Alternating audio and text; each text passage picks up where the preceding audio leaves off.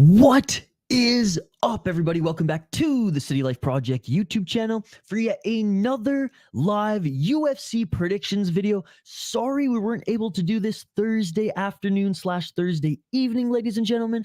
We will get back into a regular routine, membership streams on Monday, midweek fight companions, as well as our UFC predictions video every Thursday. I was traveling yesterday.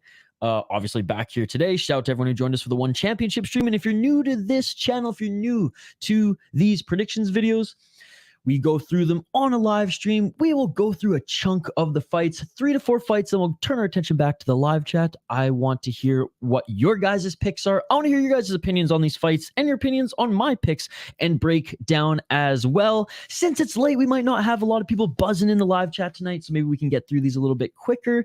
And if we do have an audience by the end of the stream, we'll be able to just shoot the breeze with you guys at the end of the stream as well. Don't forget to stick around to the end of the video to hear our degenerate and safe parlays of the week. And I'm not going to lie, these ones were hard to make.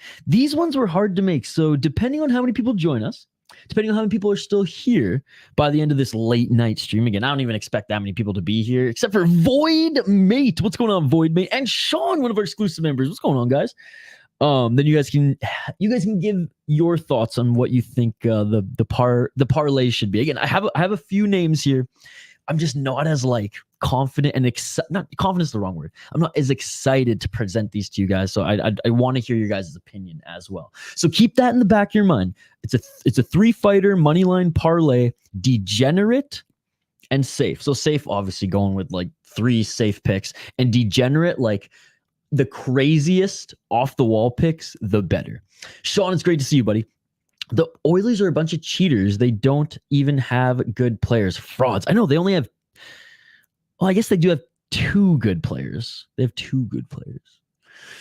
Obviously didn't watch the game tonight, but I'm going to either watch the whole game or just watch the highlights after this. But anyway, Sean, let's get into it. UFC Fight Night, was it 333 or 233? UFC Vegas 83, UFC Fight Night, Song versus Gutierrez. Let's get right into it, folks. Again, keep the comments coming. I want to hear your guys' opinions on these fights, on these fighters, on these matchups, on this card. We will go through the first 4, then we'll turn our attention back to the live chat. All right? Good. Let's get into it. Smash that like button if you haven't already, guys. Rayanne Amanda against Talita Alencar. Oh, she was the one with the split decision on Contender Series. Rayanne Amanda, 14-6 as a pro against a new pro in mixed martial arts, but a very, very seasoned grappler in Talita Alencar. And I do recall, and take this with a grain of salt, her stand-up being better than I expected going in, but we didn't see much of it, right? And again, we'll get into her resume here. The problem child 4-0-1. Not to be confused with Jake Paul. 1-0 in LFA, draw in Contender Series.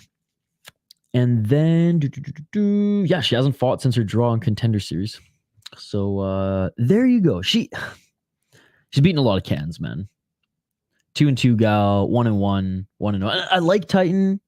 I like LFA. But you can see where she dominated, right? You can see where she dominated. She was a hell of a grappler.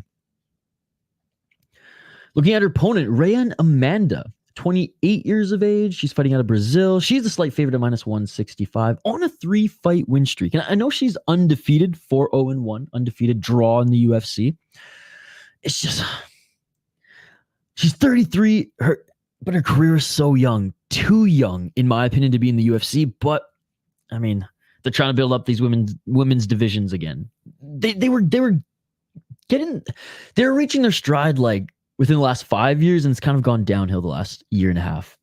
Not in all of them, but in a good chunk. Rayanne Amanda, 14-6, like I said, 3-fight win streak. She's fought in Invicta. Invicta, and she lost on Contender Series, but 2 wins in Invicta, 2 KO, TKO, 8 submissions, 4 decisions. This is her UFC debut. She beat Gillian DeCourcy in Invicta. DeCourcy's tough. Not the craziest skillful fighter, but like she's tough. I've watched a couple of her Invicta fights. She beat a 5-5 gal, 1-2. Lost to Denise Gomes. No shame in that. She's heavy-handed Denise Gomes. Other than that, though, I mean, what other big wins? An 8-4 gal, 6-3 when she was only 3-2. That's a good win. She's lost to better opponents. Like when she took a step up in competition, for the most part, she lost in her development. But what I like in Rayanne Amanda over her opponents, she has the experience. Now it's women's MMA. It's a coin flip. She has a good chance of getting subbed. She's Brazilian, so obviously, I mean, they're both Brazilian, but she was obviously born with a gi, with a stripe on her white belt. But she's so much better in the grappling. Having said that, I'm going to go with the favorite. And as women's MMA, it's tough in the women's MMA, and the odds are this close on this one. Both these fighters, nothing special. I would just say Rayanne Amanda has more experience. Whether it's in losses or wins against better opponents, she's just a little more experienced, but she very well could get submitted as well. I don't know. I'm going with the favorite on this one. She beat DeCourcy in her last fight. DeCourcy's fine. She's okay. I believe she was the champion in Invicta at one point. She's beat mostly cans. There's some good wins in there and just some good fights overall. She's younger yet has more experience. She has some power in her shots. Titan and LFA are good leagues. I know Alencar is a grappler. If she can't set things up quick, though, she's going to get beaten up. But at the end of the day, who knows? I could be totally wrong. She could somehow be the next boxer in women's MMA. Who knows? At least for one night. One combo that puts it out. Women's MMA is crazy, man. I'm going to Rayanne Amanda. I'm not confident in any women's MMA pick in the UFC ever. Ever. Never. So going with Rayanne Amanda, not confident with it. I spent way too much time on this breakdown. Let's fire through these next ones. We'll get back to the comments, guys, after the first 4 fight rundowns, and then we'll hear your guys' thoughts on those, and we'll continue the card. All right, Tatsuro Taira against Carlos Hernandez. This is one of my roommate's college buddies, by the way, Carlos Hernandez. Tatsuro Taira, 14-0, ladies and gentlemen. That is right. He is undefeated. He's the massive favorite, arguably one of the biggest prospects, if not the best prospect, coming out of Japan right now. And he's only 23 years of age. 3 KO, TKO, 7 submissions, 4 decisions. He's a very, very good grappler. He loves to play the backpack. He's very, very good at getting the back, and he's dangerous when he does. 4-0 in the UFC, 9-0 in Shuto, Japan. The Edgar Chairez fight was a little concerning, only because Edgar Chairez matched him. Like Edgar Chairez, he lost the fight, but he looked good in the fight, and he actually had some good counter wrestling and some good counter grappling to that of what makes Taira so good, right? So maybe a little bit of a chink in Taira's armor. But you also have to give credit to Chairez, right? He beat Aguilar, Vergara. I mean, he hasn't beaten world beaters in the UFC, but he's beaten guys with good records. CJ Vergara, he's a beast. Hard to put away. He got him out in an armbar. The 8-1 Carlos Candelaro. And again, Chairez is a tough guy. I thought he was going to blow through Chairez. I was actually pleasantly surprised. Now, again, is that a knock on Taira, or is that just like props to Chairez? He showed up that night. Regardless, he's not the most invincible guy in this, despite being undefeated in this kind of tier, right outside of the rankings. But I really do think this is a great matchup now, because Carlos Hernandez is kind of in that tier as well. He's not putting guys out like Taira is, but he's getting split decisions, unanimous decision. He's winning fights in the UFC, but he's not winning them by spectacular fashion. And having said that, he's facing guys who are, again, solidified outside the rankings, probably never going to be in the rankings sort of thing. He's 30 years of age, so he's a lot older. He's the huge underdog, 9-2, good record, but doesn't have the same experience in MMA as Tatsuro Taira. He is a good wrestler. That is his background. Grappling, though, on Taira's level, it's definitely going to be something that Taira tries to expose. And unfortunately for Hernandez, it's his strength. But Hernandez does a better striking than him. Better boxing, we'll say, in the pocket there. And he's got good wrestling. So I'm interested to see how he will implement his wrestling in mixed martial arts against a grappler like Taira.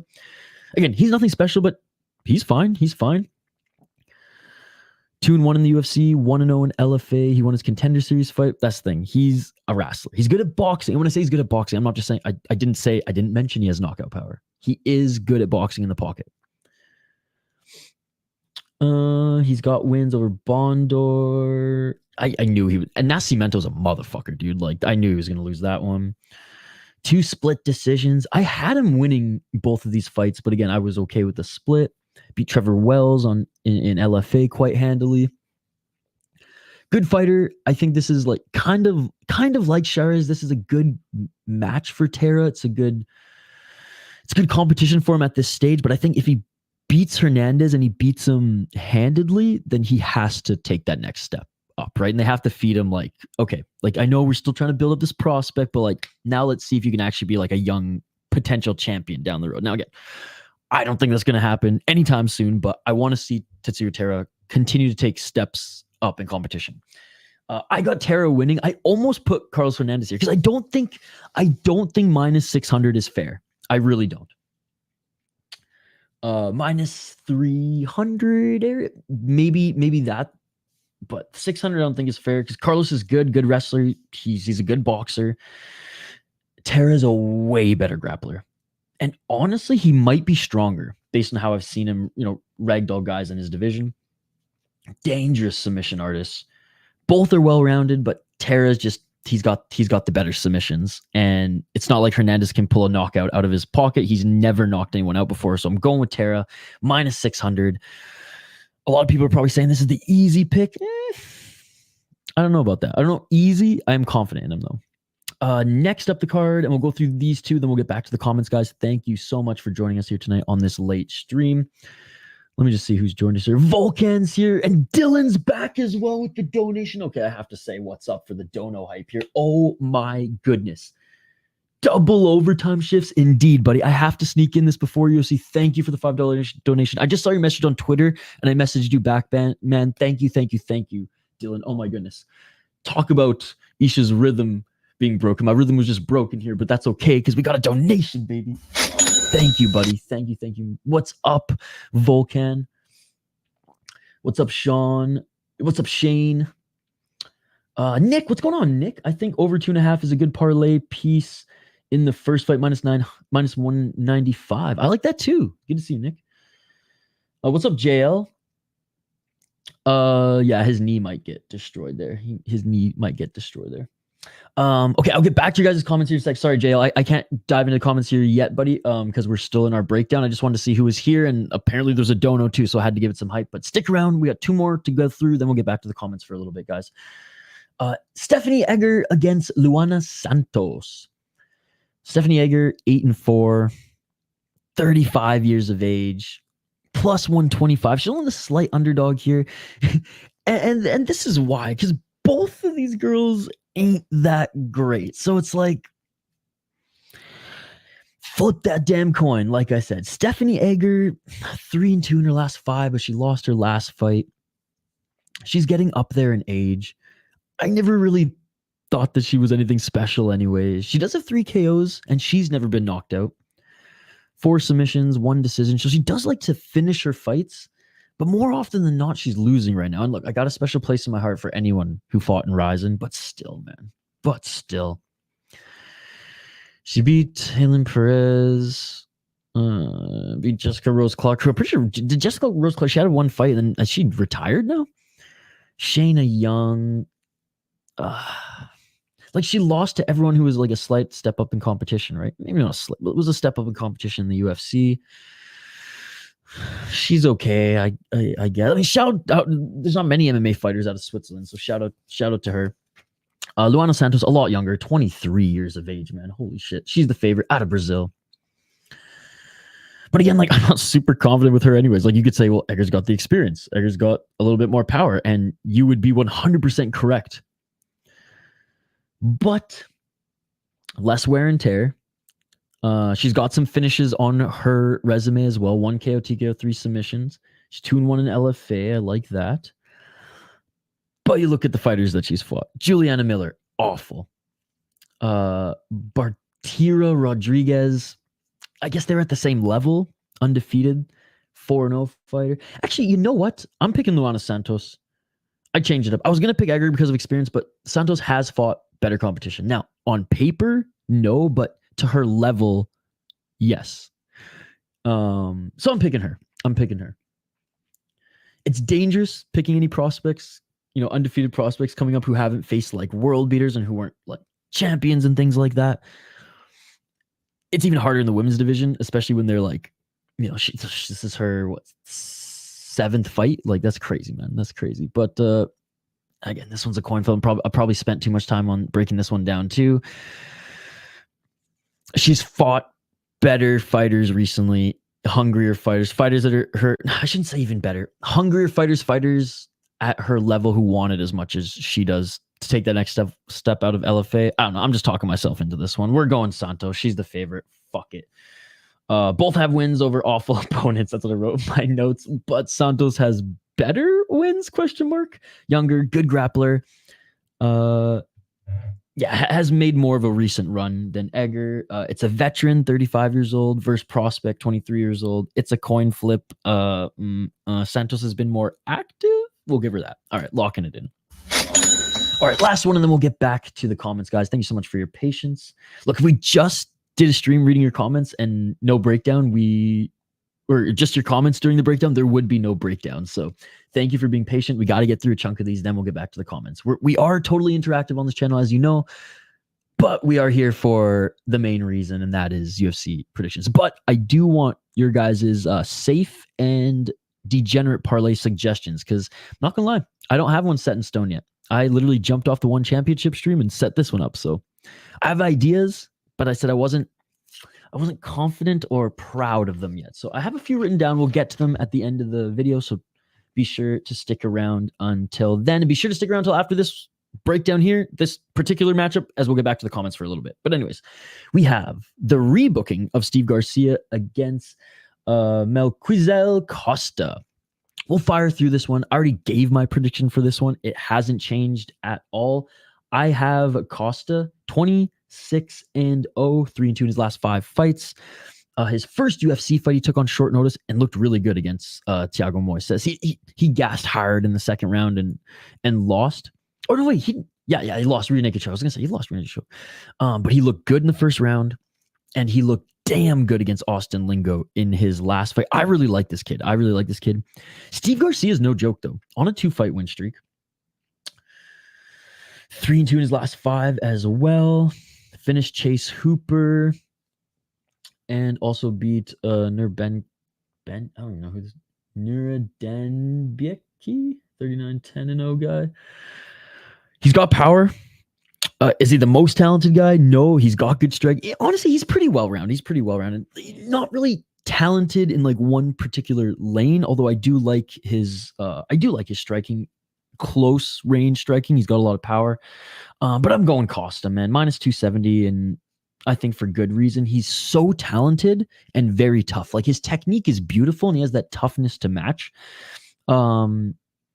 His gas tank is suspect, but again, I've seen him in 2 UFC fights. One was a short notice fight, and third round in his last fight was he slowed down. Slowed down enough for me to at least like note it, right? He's the better striker. However, Garcia is bigger, much bigger, and more physical. Garcia has the power. He has more power than Costa with his strikes, but Costa is fucking dangerous, man.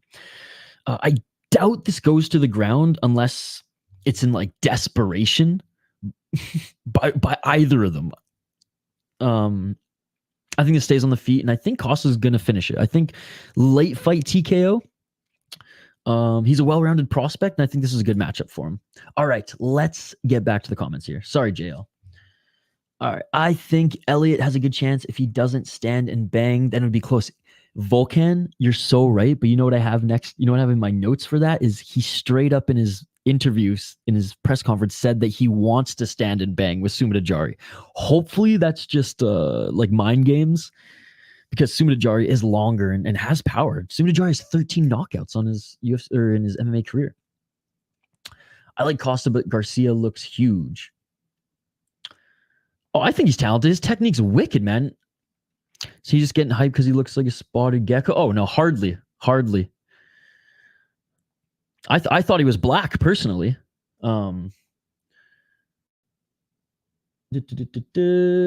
How can how can you not say he's talented? And I love, sure, you can say other people say that, but like, why are you questioning? I watch MMA, Funkmaster. Like, I wouldn't say he's talented if he wasn't talented. But anyways, I watched him fight local too. Can't say he sucked. So we disagree on that one right out of the gate. Damn. My guy's buzzing, so am I. Hard to sleep. Oh, far from buzzing, but we're getting through it, buddy. We're getting through it. What's up? Come with the thoughts and ideas. Put it this way, by no means am I saying this guy's going to be a champion.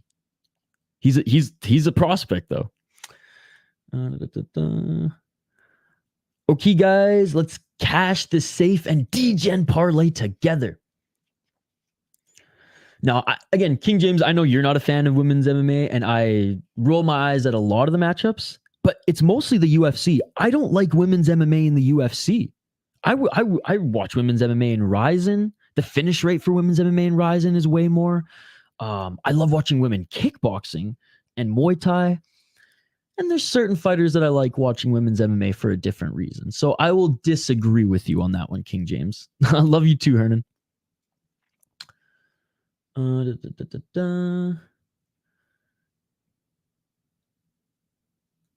Off topic, but I can't believe you are defending people making excuses. About what? What did I say? Man, we need another John Jones interview during the second fight when he gave so much sass. He was funny. I can't believe you're defending people making excuses. Who am I defending? Okay, sweet. I haven't checked it since, obviously, but Smith sounds unconfident as he should be. He's cooked and looks like shit on the scales. In fairness, he's always looked like shit on the scales. Damn, I didn't realize JL hates Smith. You learn something new every day. Anthony Smith is far past his prime. I loved his little resurgence. I have nothing against Anthony Smith. I actually think he's really well spoken. I like listening to him on other people's podcasts. I don't like him on. Okay, I shouldn't say it. It's not that I dislike him on Believe You Me. I've just fallen out of. I guess I've fallen out of love. I used to really, really love Believe You Me. Now I guess there's just so much out there that they just talk about the same thing, and I hear Anthony talk about it in other interviews and things, and I'm just like, Bisbing, I've seen your clips on YouTube, or I see your clips on YouTube. I know what you think about this, so. But I like him on other interviews. I think he's super well spoken, maybe a little too confident. But I mean, again, JL doesn't like when fighters are confident. I think you have to be confident when you're a fighter, right? Because if you're not, like, you've already lost. So I'm not going to knock him on that, but sometimes it's like, man, you're done. You're done. But I love how he's not like when he was on Rampage's podcast, when he was talking about regretting taking the win against John Jones, the DQ, and how he's like, no, I don't regret that. I don't regret the decision. Like it wouldn't have felt like a win, right? So I like that. Yeah, hold on, we're gonna get to no, we're midstream. I was gonna go on Discord and ask JL. Yeah, hopefully, indeed. I think it's a mind game, to be honest. And if not, you know what Mike Tyson said: everyone got a plan until they get punched in the face. That is true. He's got 6 L's on his record. Buzzing off the Fire 1 card, dude. It was so good. Yoshi, not late. 4 fighters in, buddy. 4 fighters in.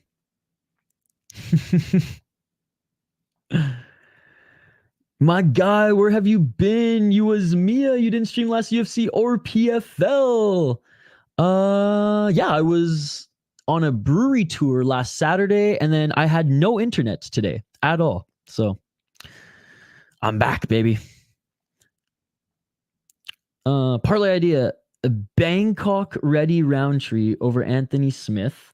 Steven Garcia fight not going to the distance. Song Kenan absolutely wins over Jousset since he's from the surrender capital of the world, France. Can we keep saying that about the France with Benoit Saint Denis? Yo, Alex, I told you guys I wasn't going to be around Saturday, though. I told you guys many, like I think about 55 times, to be perfectly honest, the week prior that I wasn't going to be around Saturday. And today I didn't post my schedule for a reason last night because I was traveling yesterday. And then today I had no internet at all. It was horrendous, dude. It's been a tough 48 hours. It hasn't been the most fun 48 hours. We'll just say that. But I'm back, buddy. I'm glad you're back. And it's going to be a fun day of streams tomorrow. So don't be sad. Yeah, Anthony Smith will never win a title. I love him. And I also watch the pod with Bisping. But every time I see him fight, he just doesn't look right. He could fuck up most normal people, low-level guys. Oh, absolutely. Absolutely.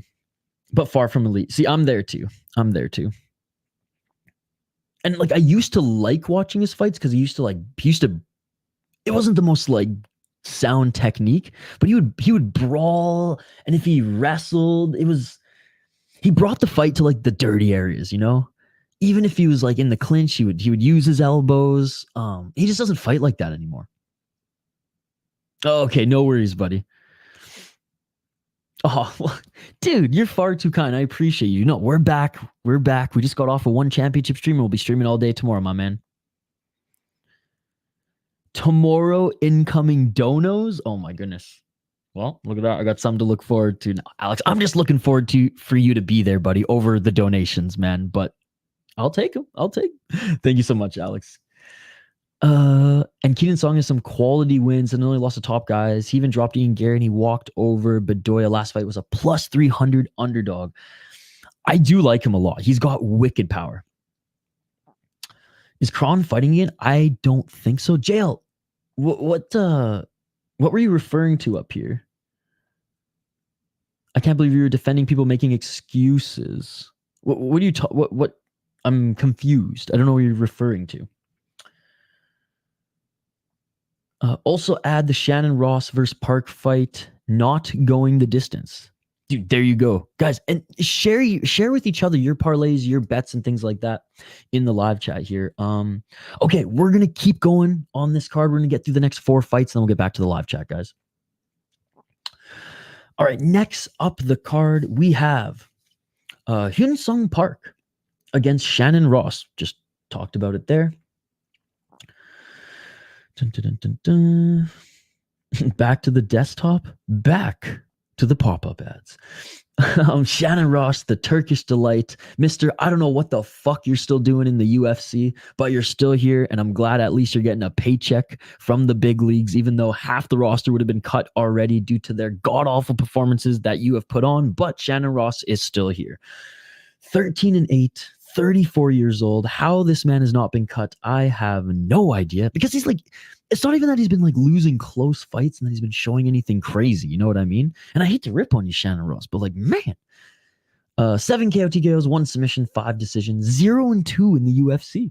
He's lost his 2 fights in the UFC. He lost his Contender Series fight, but got signed anyways. Look, I'll give him props. He won 2 fights in ACB. ACB is a good league, man. But I mean, look at the freaking guys who he lost to as well. Clayton Rodriguez, Aguilar, Salvador. You know what I mean? He fought in UAE Warriors. He beat a 6-3 guy. He lost to Steve Erceg when Steve Erceg was 5-1. Yeah, it just looks like whenever he took a step up in competition, man, he lost. At the end of the day, I'm sure he's talented. I'm sure he's a good fighter, but at the end of the day, he took a step up in competition and he lost every time. Hyun Sung Park, peace of mind, 8-0, undefeated, -600.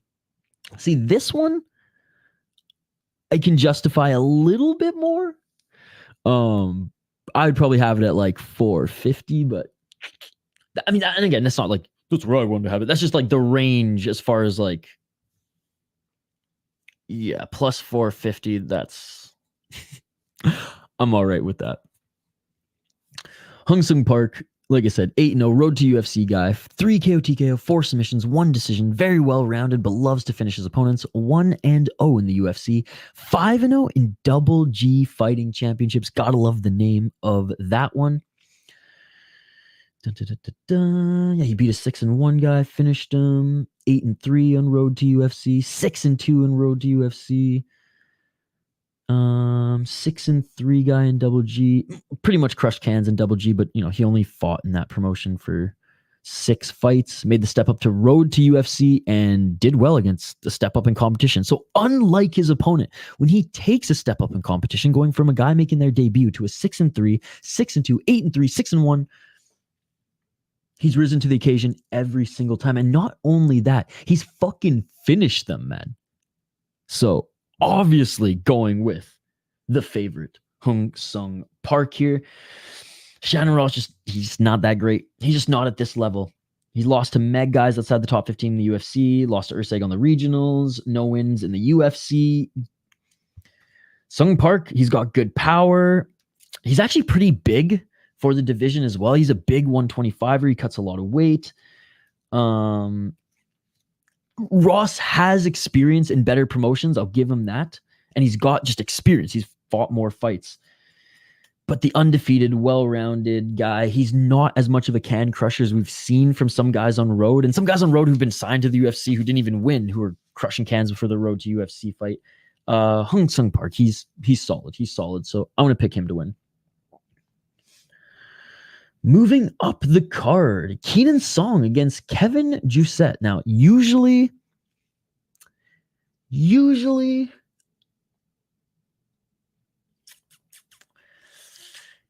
after the Kenan Song apps, like seeing him dismantle his last opponent, like he absolutely destroyed Bedoya, right? He destroyed Deboya. Couldn't finish him, but he absolutely destroyed him. Going up against a guy like this, Kevin Jousset, who realistically, Kevin Jousset has only fought guys like under the level of Kenan Song. Now, Kenan Song, he's not a world beater, but he's good. He's a good fighter in the UFC outside the top 15. Like, he was a good stepping stone for Ian Gary. He dropped Ian Gary at one point, then Ian Gary just went full freaking Ian Gary. That's the one thing about Ian Gary. He's a very good fighter in the cage, man, but he's just so unlikable outside of the cage. And I've always kind of thought that. The Neil Magny stuff put me over, and now everything that's going on now. I would say poor guy, but he kind of brought it on himself. But anyways, Kenan Song, the assassin, 21-8. He's 3-2 in his last 5. He won his last one. 9 KO TKO, 9 submissions, 3 decisions. 5-3 in the UFC. 8-1 in CKF. Like I said, absolutely dismantled Bedoya. And Bedoya was fine. He's a 14-2. Nothing special, but good fighter. In Machado Gary, though, again, ended up putting him away in the 3rd round. I will say he does have a good chin, because after he cracked Ian Gary, I mean, Ian Gary beat the shit out of him basically for two more rounds, and he took so much damage. Lost to Max Griffin again. Max Griffin at this stage in his career, you want to get that win over him. Before them was on a 2-fight win streak against 2 Meg guys. Lost to Alex Morono. Alex Morono was a very good fighter outside the top 15. And then again, just beat other guys in Chin Woo Man and the UFC. He's got experience. He's got power. But I like what I saw from Kevin Jousset in his last fight, to be perfectly honest. He's coming in this one as the slight favorite. He's out of City Kickboxing. Say what you want about City Kickboxing. They're very good, unless you're Israel Adesanya against Sean Strickland, at game planning. Aaron Jousset, 9-2 as a pro. He's on a 4-fight win streak. He's pretty well rounded. His striking coach, I'm pretty sure, is Brad Riddell, former UFC fighter, he fought in one championship as well, I think, Brad Riddell. Or was it Glory? Anyways, he really, really good striker. And one of the best fights in recent years was Brad Riddell and Fiziev. It was like a martial arts like movie fight scene. It was unbelievable, that fight. But anyways, that's who's been training him in the striking right now. And he trains obviously with a good team at CKB. 4 KO TKO, 1 submission, 4 decisions. 1-0 in the UFC, 2-2 in Eternal, and 4-0 in Hex. Eternal's getting better and better every year, by the way, folks. Worth watching every now and then, but look at the card ahead of time, because some of them can be snooze fests. So out of his 4 wins, 2 out of the 4 wins have been really good wins. The 12-6 guy, I mean, it's not the worst record, but it ain't great. And then 0-1, like what are we doing here, right? But yeah, he beat Kiefer Crosby. K. Campbell's 12-6 being ground and pound third round. Split decision against this cat. He's only 12-2 now, so he's actually gone on to be okay. Or sorry, he's 12-2. So he lost his last fight, so never mind. 1-1, lost one. But still, decent. Lost to Jack Della Maddalena. Other than that, he's like, put together some good wins, man. Honestly, he actually has a pretty good developmental resume if you look at it. 2 amateur. Second fight was against a 3-1 guy. Took a step up in competition to Jack Della and got tuned. But Dr. Stoppage, though. Dr. Stoppage. Then beat a 2-0 guy. 8-4 when he was 4-1. Lost a 6-2 guy. Beaten 11-1, 12-6, 10-3 to earn his spot. Another spot on the UFC. In the UFC. This one's tough. I don't know how good his chin is. That's the thing. Like he's young enough from 30. I'm gonna go with Kevin Jousset. But I think Kenan Song is a very, very good underdog. Again, I don't necessarily look at these picks through a betting perspective. I know like 90% of you guys in the live chat do. As far as like picking someone for a bet, like I would pick the underdog here because I think Kenan Song is like the more valuable pick on the betting side of things. But pure predictions, I think Kevin Jousset will beat him unanimous decision. If Kenan Song rocks him though and drops him a couple times, that could change a lot of things. I think Kevin Jousset, just volume wise, pressure wise, will just be a little too much for Kenan Song. But I think this is a great matchup for him. This will be a good test for Kevin. And if Kenan Song can dismantle this young guy, whether it's a hard fought challenge or easy, I mean, he has a case to fight someone, higher in the rankings. And hopefully we see another good fight featuring Kenan Song against another talented guy. But I'm going to Kevin Jousset, like I said. Pretty even. I know Kenan Song has more power. He's a good striker. He's tough as nails. But Kevin Jousset's tough as fuck too, guys. He trains out of a good gym, like I said. His training partners cannot be overlooked, right? Guys who've been there, done that, champions. Just they have a great casting crew there.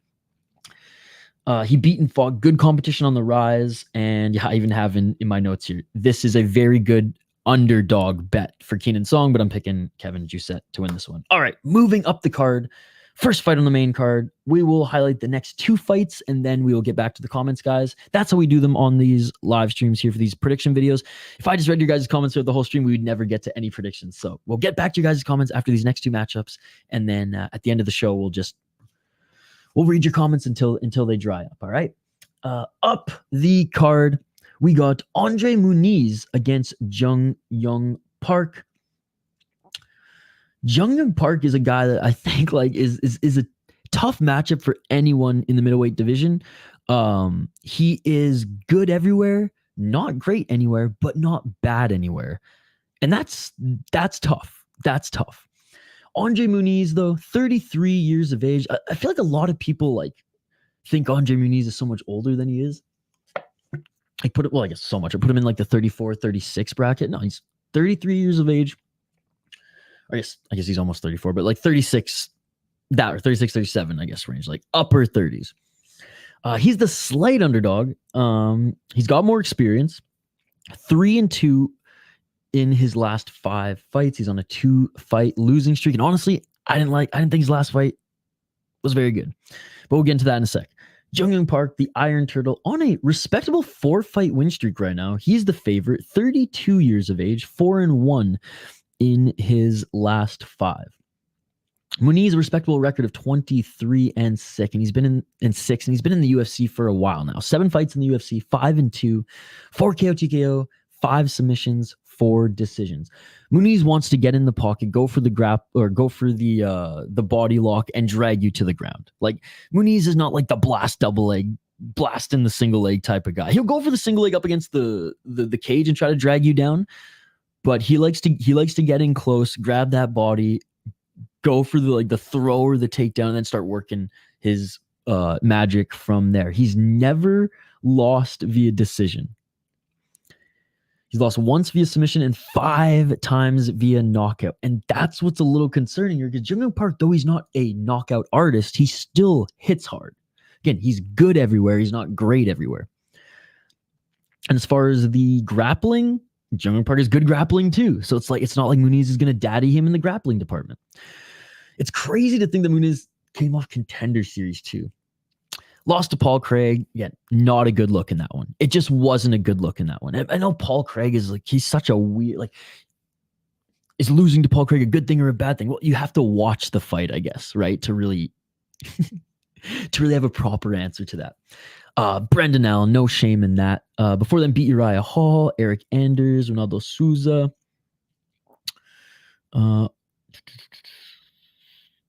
His run here was actually awesome after Contender Series, so I have to give him his props. Not against world beaters by any mean, but against good solid fighters. But I think the Iron Turtle is going to be too much. I really do. I think Andre Muniz is going to start out in the first round and throw everything at him, throw pretty much everything that Andre Muniz needs to do to win this fight at him, and realize quickly that, oh shit, this is not going to be a clear path. And that's where I think Jung Park takes advantage of that. I think this is going to be a 3-round fight. I think just Muniz is going to try to grapple and be the aggressor there, and I think Park's going to get the better of him there. I think then Muniz, if he wants to strike, Park will get the better of him there. If they want to clinch up against the cage and work some dirty boxing or try to get position to the ground close to the cage, I think Park will be able to withstand that, get back up to his feet, or employ his great backpack game on Muniz. I got Jung Park winning this one. I don't think he's going to knock out Muniz. I don't think he's going to submit Muniz. I think that this is going to be a 3-round, just fucking, not a slugfest, but a dog fight. It's going to be grimy. It's not necessarily going to be super entertaining, but you can tell that these guys are going to be they're going to be gassed by the end of it. 5 KO, TKO, 6 submissions, 6 decision. If that's not well-rounded, I don't know what is. 7-2 in the UFC and 3-2 in Top Fighting Championship. He beat Duraev and looked really good in that one. Dennis Tululin sucks, and I used to be a fan of him in M1, or he sucks at this level, I should say. It's just unfortunate. It is what it is. Beat Joseph Holmes, and it's a split decision against Eric Anders. Rewatch the fight, man. No doubt he won that fight. And Eric Anders is a motherfucker, dude. Now, he's getting a little long in the tooth now, I guess, but Eric Anders is not an easy opponent to beat, right? Vitafon, Chukwi, and whatever. 22-10 guy, whatever. He beat Marc-Andre Barriault, dude. That's a fucking good win. Now, I know Marc-Andre Barriault didn't level up yet. He didn't power up. Because I think despite his record, Marc-Andre Barriault is a tough guy to fight, because he has cardio for days and his pace is it just never ends, right? So that's a good win as well. Fuck, he's been in the UFC for a while too. But yeah, Jung Park's my pick. I think it's going to be a good fight. I'm excited for this. I'm excited for any fights with Jung Park, and his opponent Muniz. He likes to set a good pace too in the beginning. So I think it's going to be, I think the first round's going to be entertaining. Then it's going to be a grueling, grimy fight. Okay, last one we will highlight here, then we'll get back to the comments, guys. Thank you for your patience. But like I said, this is a predictions video first and foremost. I just like interacting with you guys between segments, so that's why I do it live. Hope you guys are interacting with each other and having a good time in the live chat, hanging out with us here tonight. Smash that like button if you haven't already, guys. Really appreciate you guys joining us for a late stream here. My roommates are asleep. That's why I'm talking a little quiet. But yeah, excited for a full day of streams with you guys tomorrow as well. Anyways, before we get back to the comments, Nasrat Haqparast up against Jamie Mullarkey. Haqparast 15-5, Jamie Mullarkey 17-6. So very similar records. They're very similar in age. And they've both kind of had up and down UFC careers. You see the talent that Haqparast has. You see the talent that Jamie Mullarkey has. But neither of them has really been able to put it all together and take that next step. At one point where I thought Jamie Mullarkey had good stand-up, good footwork and good head movement. Well, now he's just leaving his head out there to be rocked. Haqparast, where I thought he had that dog in him, well, he doesn't have it every single fight. And when his legs get chewed up, he gets out wrestled really easy and it's over, right? But they both bring I mean, their own unique flair to the sport, and it's so much fun to watch when they're on, man. Especially when Nasrat Haqparast just gets into a straight up boxing match. Now, I know Bobby Green beat him the fuck up, but they're always fun fights, man. And he takes a lot of damage in his fights. I get it, but Jamie Mullarkey's been taking a lot of damage his last few fights either. Both of them have wins over John McDessie, although I will say Jamie Mullarkey's was not a convincing win at all, and John McDessie was a little bit older. I think like a year or two older. But anyways, let's get into the full breakdown here. Mullarkey, slight underdog, and honestly, usually when Jamie Mullarkey last year, I would say this is a steal of an underdog pick. Right now, I'm like, it's not bad, but I wouldn't label it as a good underdog pick. Yeah, I just don't. I'm just so hot and cold on Jamie Mullarkey, man. Some nights he looks really good. Some nights, not at all. Sorry about that. 10 KO TKO, 3 submissions, 4 decisions. Like, this is why I fell in love with the fighter Jamie Mullarkey as a prospect on his rise. I thought, I didn't think he was going to be champion. I was just like, he's one of those fighters that I was excited to see every single time. Now, not so much. 5-4 in the UFC, 8-1 in Brace Mixed Martial Arts. Cool logo. Like I said, beat John McDessie, unanimous decision, but John McDessie looked damn good in that fight for an old Canadian fart. Lost to Naimov. Got absolutely just sparked by Naimov. Beat Francisco Prado. That was a good win. Prado was undefeated. Beat Michael Johnson, split decision. Again, Michael Johnson, fucking absolute beauty. And at one point was like a solid fighter to beat in the division. At this point in his career, Michael Johnson is hot and cold. He's getting knocked out one night. He's beating up guys the other night, right? So, lost to Jalen Turner, no shame in that. And yeah, 2 whatever wins there. Lost to Brad Riddell.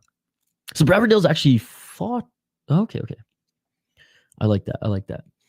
Nasrat Haqparast on a 2-fight win streak, 3-2 in his last 5.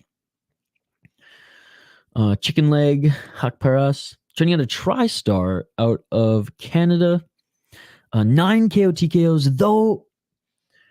When I think of Nasrat Haqparast, I think of like a volume boxer versus a knockout artist. Correct me if I'm wrong, though.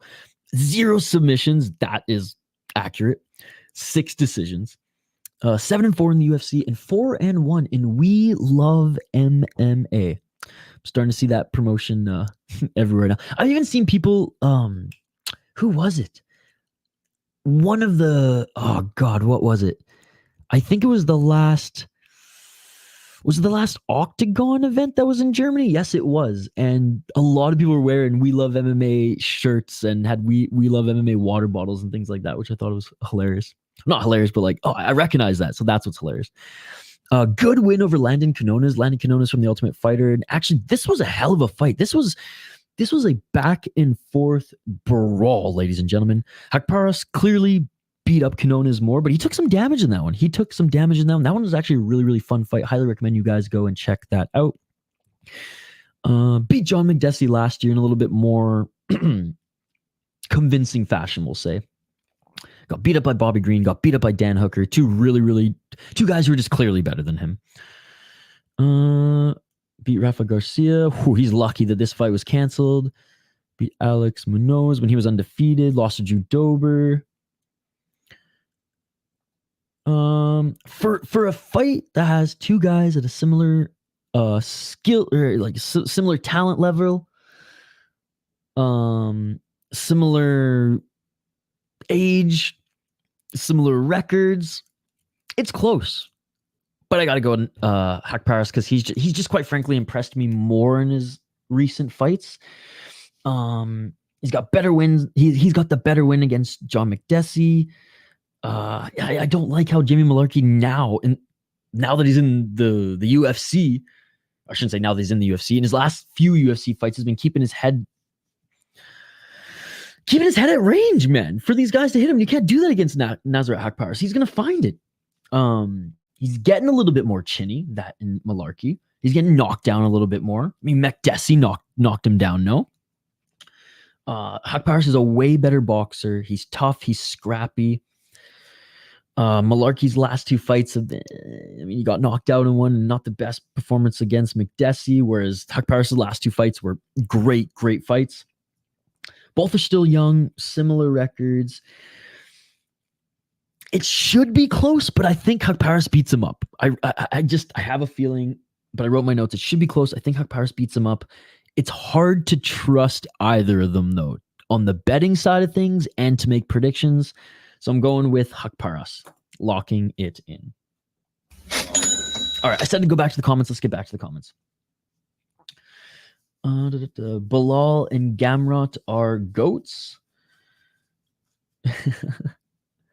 Yeah, buddy, we're doing our UFC predictions video. All right, let's get back to some of these comments here, guys.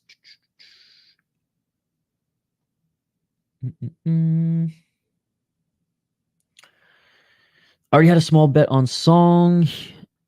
He did look good versus Boudoir. The Burns comment. Oh, in the Twitter DMs. I was like, what the fuck are you talking about? I was cutting jalapenos when went to take a piss. Now my balls are on fire. I feel like Derek Lewis. My balls are hot. You gotta wash your hands, man. You gotta wash your hands in between that shit. I'm always bad for handling, spicy foods and peppers and things like that. And like mid eye rub, I'm like,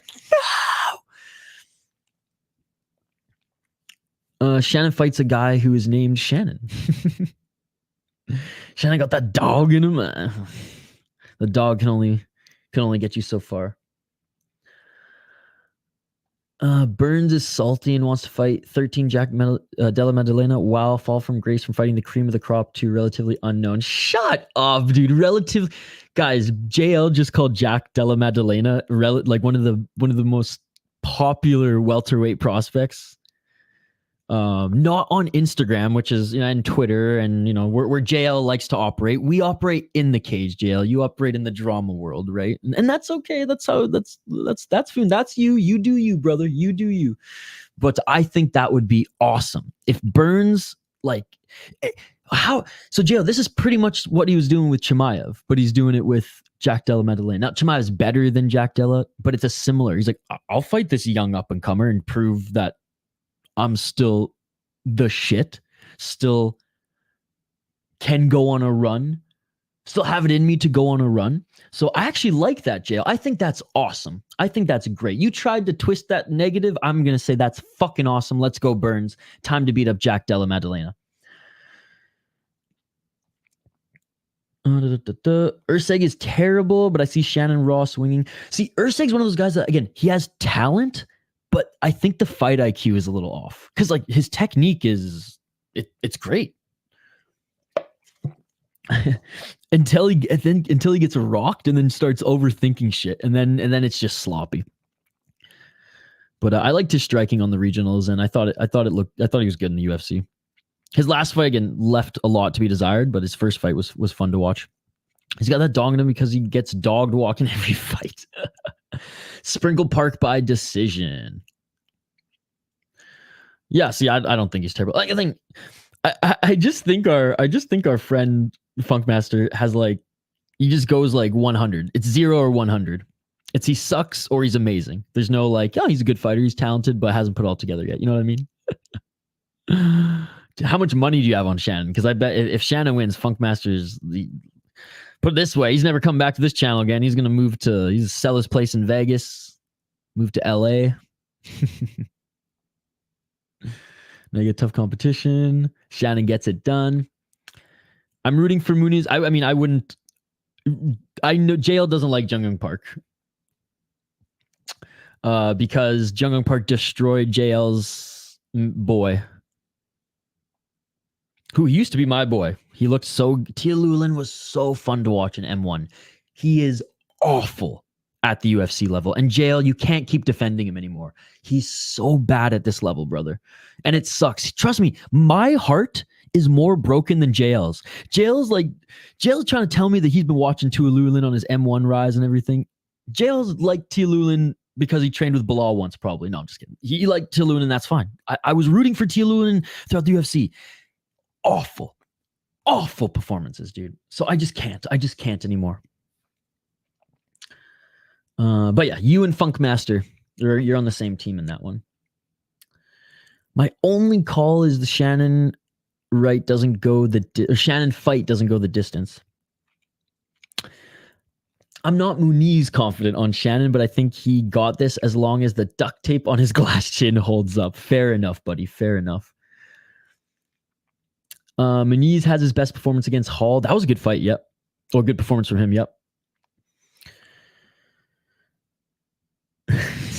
See, you call it impressive. I call it shocking. But hey, you're the glass half full guy in this one. But yeah, it is low-key. I don't know if impressive is the word I would use, but it's shocking nonetheless. He might, yeah, dude. At the end of the day, anybody can win in this sport, right? Everybody has a puncher's chance. Some people don't have that power.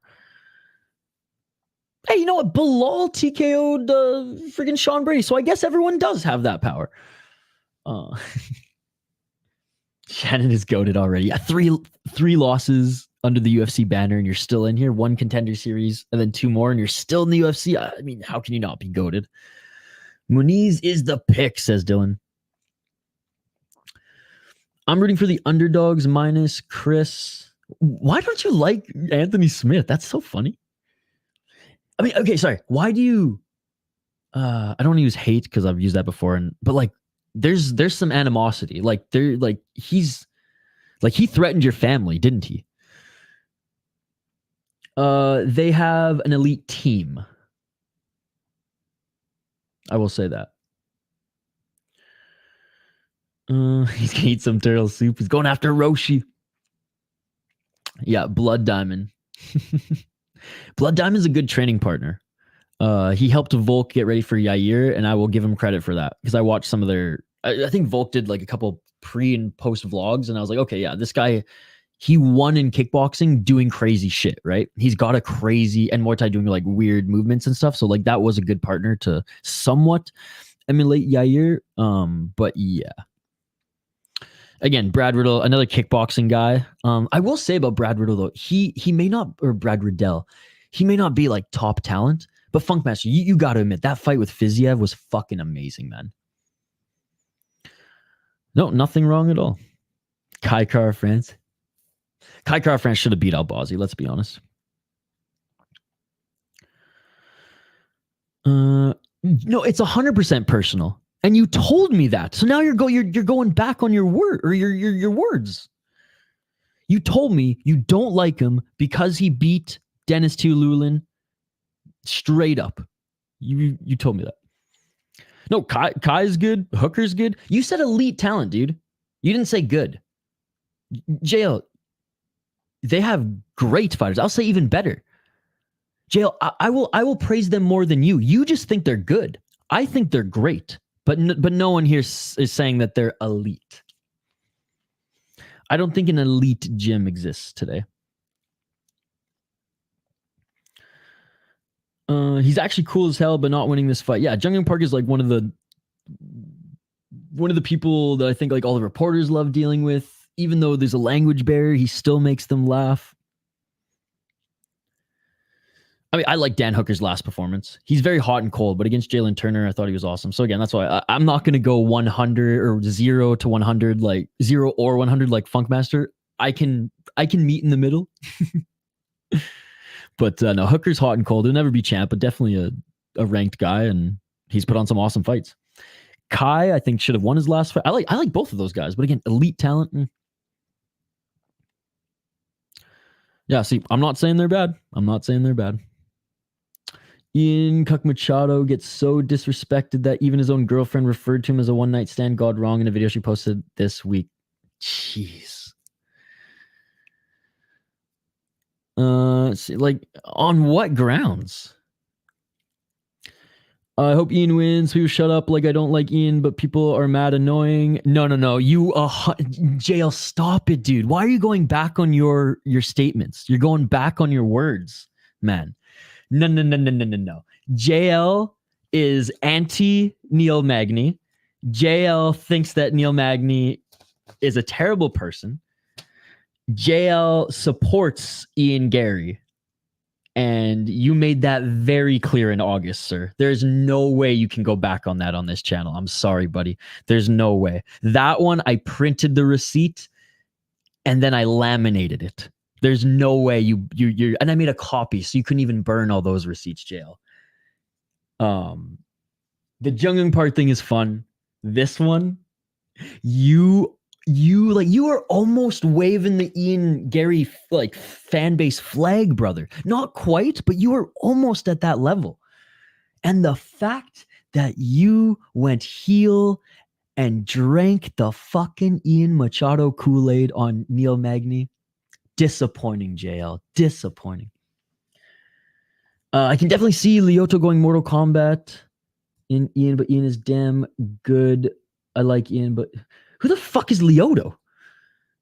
I prefer Canadians and non-Americans. They're more humble, minus the Irish. Sounds like a lot of assuming. K Passe. K Passe? What's up, West Coast? How's it going, buddy? Or K Pasa. K Pasa. What happened? What's going on, buddy? Sean Strickland called Machado a nice little dweeb and said he didn't want to fight him in the gym despite Ian Gary trying to fight him because he's a naive non-threat. Strickland is trying to act like he's on the moral high ground. Him being Izzy was cool and all, but man, his gossip social media is annoying. Hope Jerkis whoops him. Why do you I don't understand why you it's been how many 14 months that you've been subscribed to the channel and you always say, I gotta take a break. I can't stop reading all these comments, man. It gets me too pissed off. JL, enjoy the fights, buddy. Fuck all those comments and shit. Why are they making you so annoyed? Why do you let that shit annoy you, dude? That's what I want to know. Thanks, buddy. Don't get me wrong, it is a little annoying because it's like they keep going and going and going, but like, you know what I do? I don't fucking read the comments. Like, JL's like the only person I know who reads YouTube. Actually, no, I do read some YouTube comments. Only Ronan's to find JL's 10 comments. Mr. MMA Joy went on a rant when Holmes said, protect the children. I remember that. Oh yeah, Muniz, please win. Nothing would make me happier. I don't like Park. Don't worry, just make sure you tune in. When someone like Strickland, who literally says he fantasizes about, people in Grand, yep. Demonetized live stream now. Should have read that before putting it on screen, but yep, you're correct.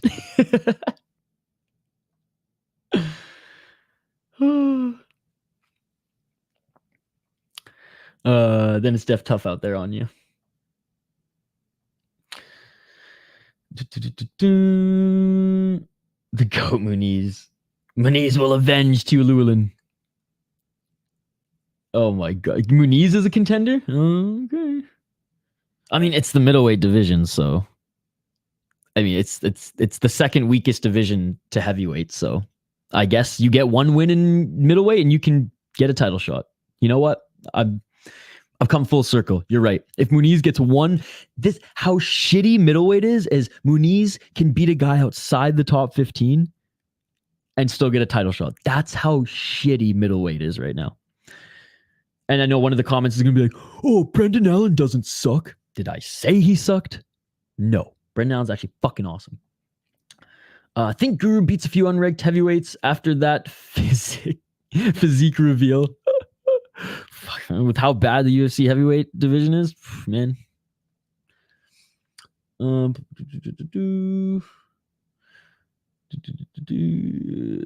Park doesn't have heart.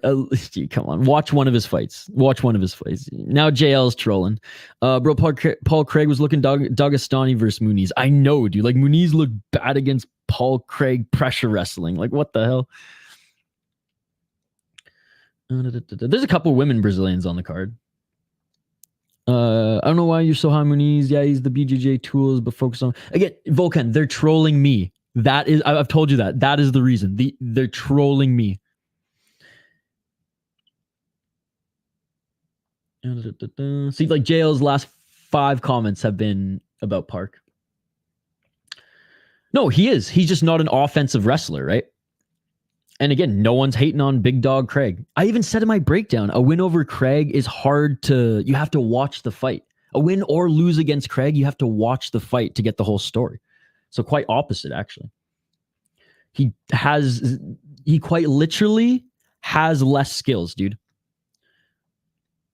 He's not as well-rounded. He's good. He's very good, and he's a jiu-jitsu ace, but he's not as well-rounded. Did you not hear my breakdown? Dude, wow. Yeah. Like, and Park isn't either. They're you know what I mean? Okay, let's not get too crazy now.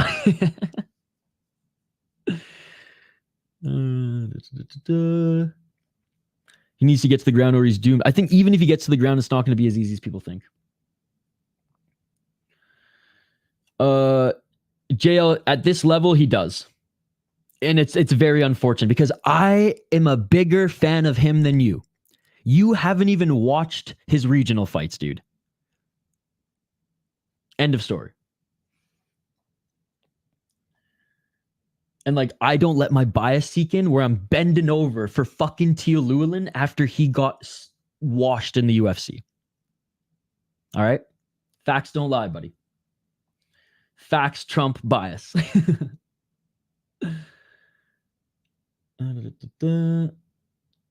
I think Muniz will out-grapple him. I don't think he'll outbox him. I think that they'll trade on the feet, and I think Park hits just a little harder. When Jamie gets finished, he might move up. He's inconsistent. He might need a change. Kelvin and JDM wannabes we have here? No. Kelvin is a wrestler background. Nasrat Haqparast hasn't wrestled a day in his life. You're cheeky tonight, Jail. You been drinking or something? There's a Japan MMA promotion called Gladiator 02 MMA live on YouTube. Yeah, I posted it in the Discord and on Twitter right now. I was catching a little bit of the opening of the card. It was actually pretty good. Jamie can win or lose every fight. He's so hot and cold.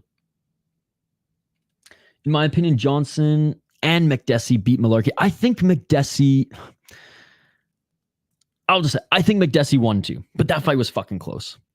The fact that McDessie dropped him a couple times or just the one time though, that was concerning. Jamie could beat Dustin and get knocked out by CM Punk. Yeah, that's so true. Oh, that's awesome. Dude, no one's hating on JL. Funkmaster. I mean, JL, no one has been hating on you in this stream. The chat does compare you guys because you troll Funkmaster. That's why, dude.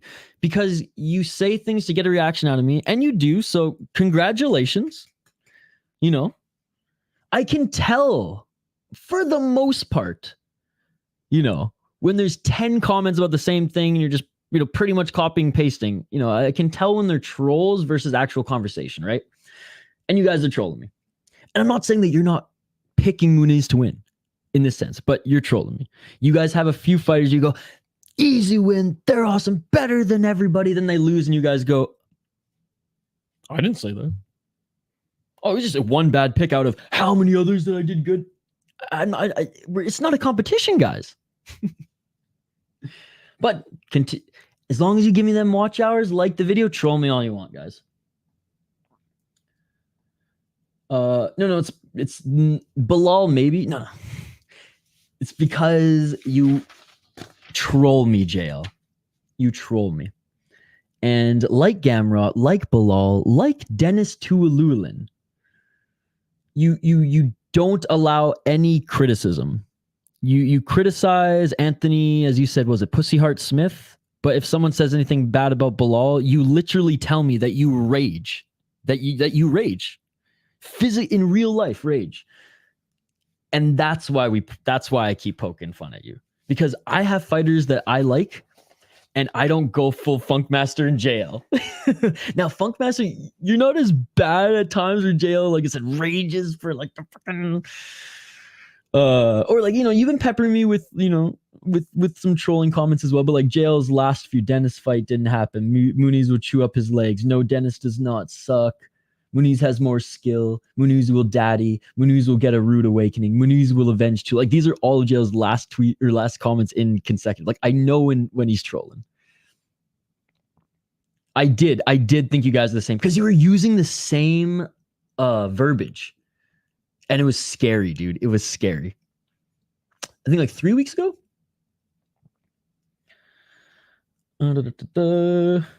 Hey, I like Gamrot.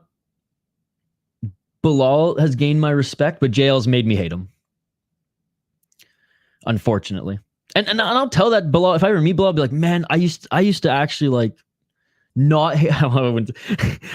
I didn't actually used to hate you, Bilal, but JL made me hate you. Goodbye. You're dismissed. If I ever meet him, I'm gonna be like, oh, you want to take a picture? I'm like, nope. I'm just here to tell you that JL, he broke the glass. I used to kind of root for you, and now I just can't. I just can't because I know win or lose, my DMs are going to be full. And it's just...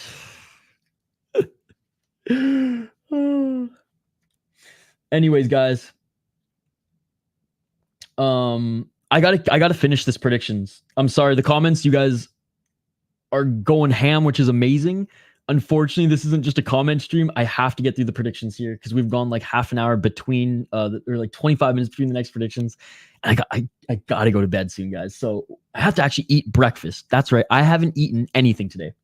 So let's continue this breakdown. Guys, please think of some degenerate and safe parlays so we can get into that. But let's get into the final. What do we got? 1, 2, 3, 4 more fights on the card here, and then we'll get back to your comments before we give the degenerate parlay and the safe parlay of the week. Sorry if I missed in your comments. I see YouTube users here. What's up, YouTube user?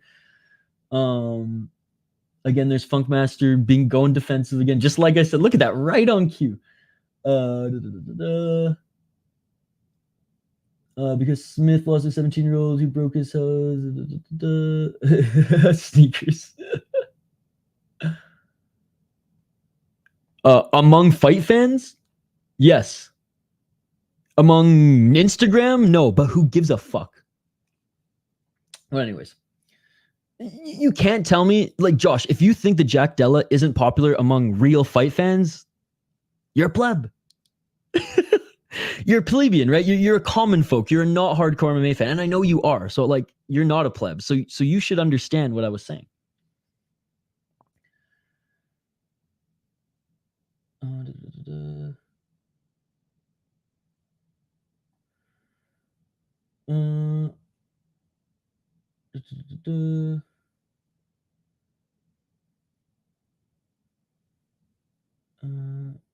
Your opinion and reasoning I give for the fighters is spot on.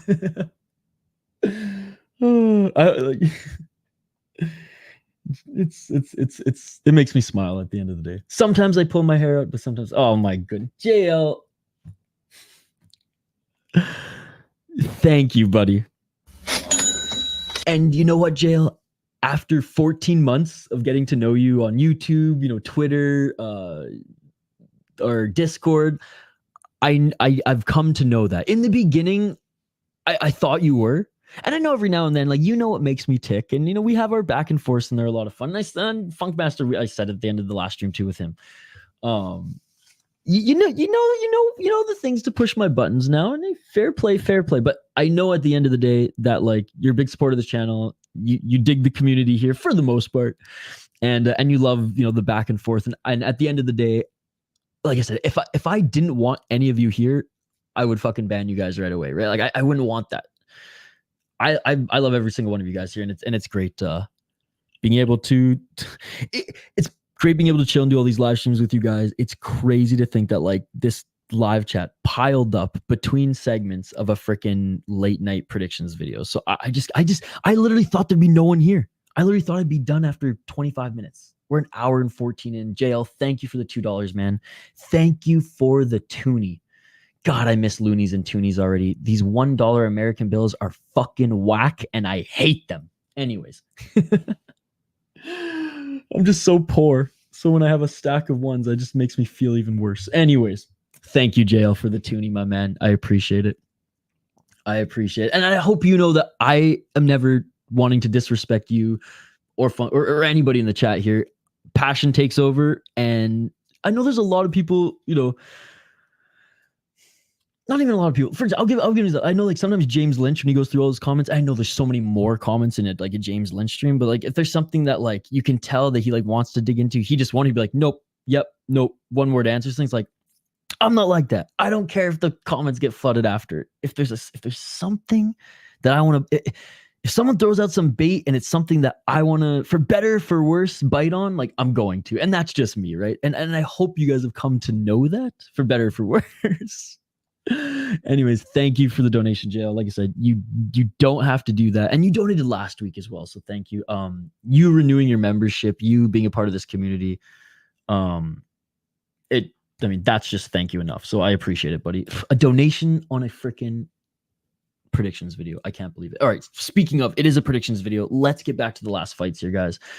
Sorry, Dylan, if I missed some of your comments here. Yeah, even though I said you have a case with Sadija, you have no enemies or detractors in here.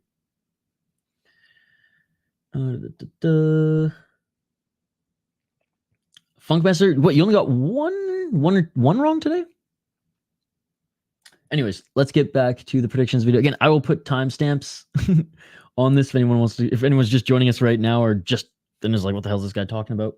There will be timestamps. You guys can just click and find the fight that you guys want to see the rundown on. Anyways, all right, last 3 fights of the card here.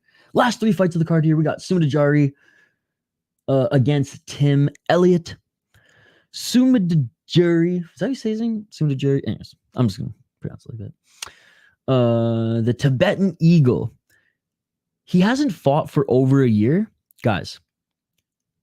Go if you're watching this live, take note. If you're watching this Saturday morning, I don't know why anyone. Yeah, Saturday. It is Saturday. So if you're watching the early Saturday morning before the UFC, just know that this motherfucker was in one of the most back and forth, high-paced, bloody, exciting fights that I've ever seen.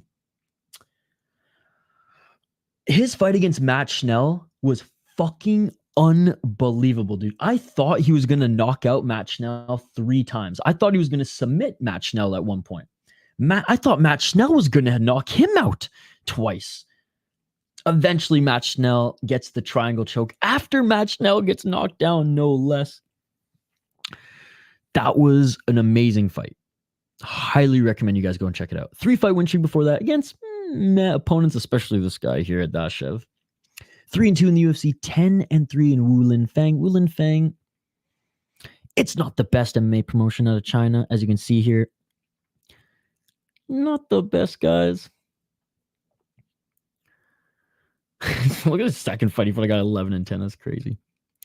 And 1 fight as an amateur. Important to note there, he's tall, he's long, and he's a striker first and foremost. 13 KO/TKOs, 1 submission, and 2 decisions, 5 submission losses. Tim Elliott, pretty well rounded, but we know like his grappling is his forte, right? Like he's never been like the most exciting or best boxer, and Sumudaerji is going to have height and reach on him. Tim Elliott, 19-13-1, not the best record, but as of late, 3-2 in his last 5 fights. Actually looked really good against Mokaev. Honestly, I blame the ref. And it was who was it? It was a good ref in that one. I know it was one of the more respected ones. But anyways, just everything that went down with like the knee situation definitely like threw him off. I'm not making excuses. Like he might have lost that fight regardless. You can't tell me watching that fight in real time that wasn't like, that didn't put thoughts in Tim Elliott's head that took him out of the flow state. And that's what that's how I saw it anyways. Having said that, Mokaev might have outgrappled him and, beat him anyways. But I thought early parts in that fight, Tim Elliott was getting the better of Mokaev, especially on the feet. So like his last loss, I'm not like dogging him too much for it. He actually did better than I thought he would in that fight. 3 KO TKO, and like I said, not a lot of not a huge. Like he's got an interesting striking style, but it's not like super dangerous. What the heck is going on here? 8-11 in the UFC, 3-1-1 in OFC, and 3-0 in Titan. And I lost in the third round arm triangle. Before then, beat Vitor Altamirano. He even said he wasn't super proud of that win.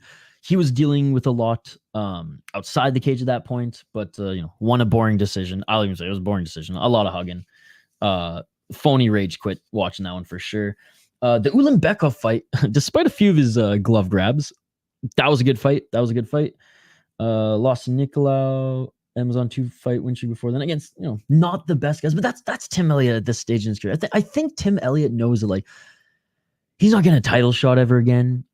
He'll still hang around the bottom of the rankings ish, like 20 to 15. And he's still a guy to test prospects at this stage of his career, even though he's 36 years of age.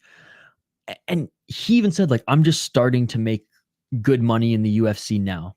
And so he's probably just going to ride this wave for a little while. My pick now, it's fucking even. Tim Elliott, by the way, taking this fight on short notice. 2 weeks notice, if I'm not mistaken. Plus 15 for Sumudaerji, minus 135. And that's what Tim Elliott taking this fight on short notice. Now, he was still in fight shape, and it's not like he took a lot of damage in the Mokaev fight. But the fact that he's the favorite coming into this one, that's interesting, man. That's interesting. And because of that, I had my only underdog pick up until now is Sumudaerji at plus 115. I'm taking him. I root for Tim. I don't know. I've always liked Tim Elliott, even like in his first run in the UFC, Ultimate Fighter, when he came as a guest coach or guest appearance on the Ultimate Fighter. Let me bang, bro. Screwing with Julian Lane. So I don't know. I've always just kind of rooted for Tim Elliott. Is he a world beater? No. Having said that, Sumudaerji, I think, is a good underdog. Despite not taking this fight on, despite being the one to not take this fight on short notice, he had an unreal fight against Matt Schnell. Now, is he chinny because Matt Schnell knocked him down a couple times? I will say, yeah. So maybe Tim Elliott could crack him with one or two, not knock him out, but maybe send him to the canvas. He hasn't fought since 2022, so whether that was a mix of injuries and just that fight being so grueling, there might be a little bit of a ring rust, but it also might just be that Sumudaerji is now healthy. He might just be healthier than he's been in a while. Great KO power. Long, tall, lanky. 72-inch versus 66 on Tim Elliott. Not the best grappler, though. And that's where I think Tim Elliott will get the better of him. And honestly, I would have picked Tim Elliott even as the favorite in this one. And I would have I might have even bet on him to win as the favorite on this one, I should say, because like I said, I don't really make my picks on underdogs, or I don't make my picks based on a betting perspective first and foremost. But I probably would have bet on Tim Elliott if he didn't make the following freaking statements at the press conference. He said that Sumudaerji is a good striker, and I want to test my striking or utilize my striking against someone because, like him, who's going to stand up, because I haven't been able to do that for a while. It wasn't verbatim. I'm paraphrasing. That concerned me. That I was like, oh no, dude, because your path to victory is literally to grapple this guy, not to strike with him. Could you maybe land a couple shots on him and get the better of him? Maybe. I'm going with Sumudaerji on this one. I think he cracks Tim Elliott at one point. Locking it in. All right. Co-main event of the evening. Another fighter taking a fight on short notice. Anthony Smith against Khalil Rountree Jr. I like Khalil Rountree Jr. He's a very interesting human being. his weight loss story, his upbringing, how he was like in the punk scene in Vegas touring with bands and stuff like that. His influence on music from and entertainment from his father's side. And I really enjoyed hearing his podcast with Joe Rogan a few years ago. And it's just so funny that a guy who's kind of just like, I don't want to say timid, but kind of a small personality, was such a big human and now is a monster fighter. And he's dangerous. Now, with Khalil, fight IQ sometimes seems to fade. And I'm not even saying that his wires cross. Sometimes I think he just overthinks fights and doesn't just get into that just striking flow state. Is he a good wrestler? No. Is he a good grappler? No. Has he developed his skills enough where he can defend, hang, separate to get back into what he's good at, which is Muay Thai? Absolutely. Look, a younger Anthony Smith, 4 years ago, making his run in light heavyweight again, maybe has a chance against Khalil Rountree. Fuck, man, this is a bad matchup for Anthony Smith. Mostly just because, like, what Anthony Smith hates and what takes him down the easiest is leg kicks. Anthony Smith has bad knees, man. And when his legs get depleted, we've seen it. We saw it in the Johnny Walker fight. He can't do anything. He loses everything. And Smith is good up against the cage. He's good employing dirty boxing. He's good fighting in those dirty areas that aren't really the most entertaining, fights to watch, right? But he's been kind of sluggish out there. He hasn't been as light on his feet, and he's only 35, but look at his freaking career, man. And he started late too, right? Like, he started mixed martial arts 19, or he started like training. He has a wrestling background, but he started training martial arts like 18 and 19, and then just jumped right into it. Which is crazy, man. So like, I got a lot of respect for Smith in his career. I was stoked to see his little resurgence. And I do think like he has a path to victory on short notice. I just don't think he's going to get it. I just don't think his body is ready to fight someone as savage as Khalil Rountree. Because Khalil Rountree will like destroy Bukauskas' knee and then like probably cry after and be like, I'm sorry. But in the moment, there ain't no crime, man.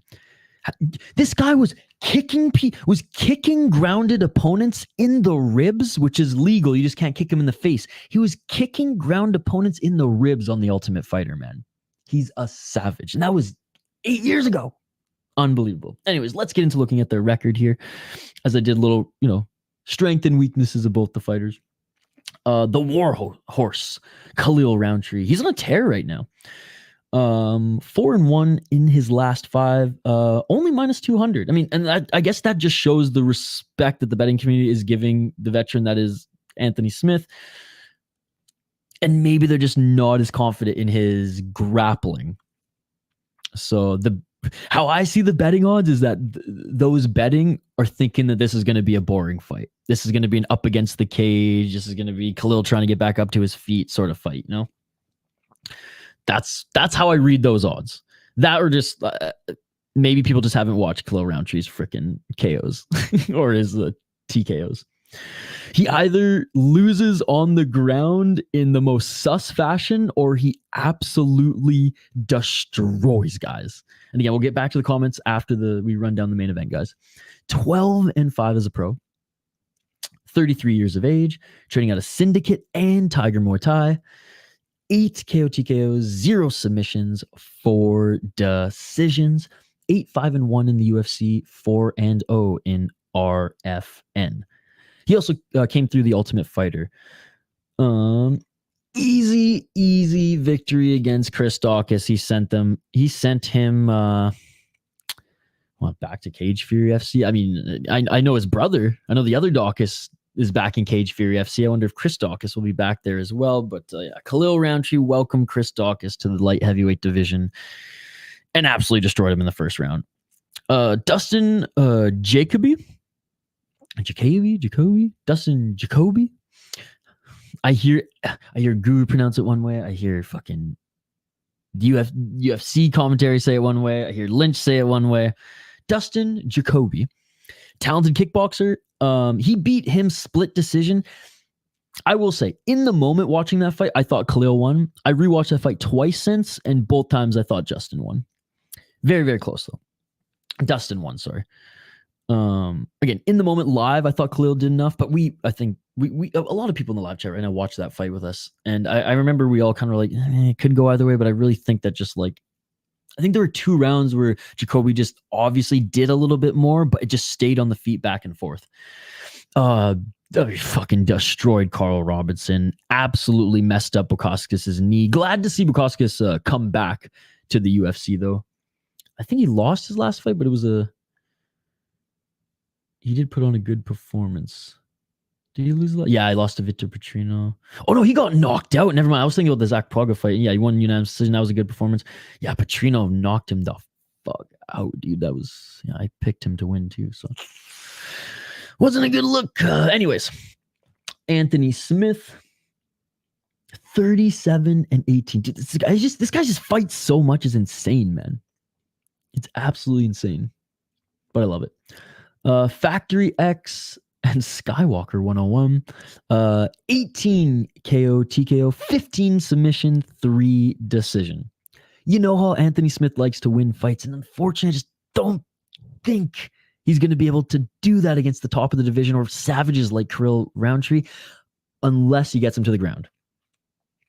12-8 in the UFC, 2-2 in Strikeforce, 2-0 in Bellator, and he's fought fucking so many other places as well.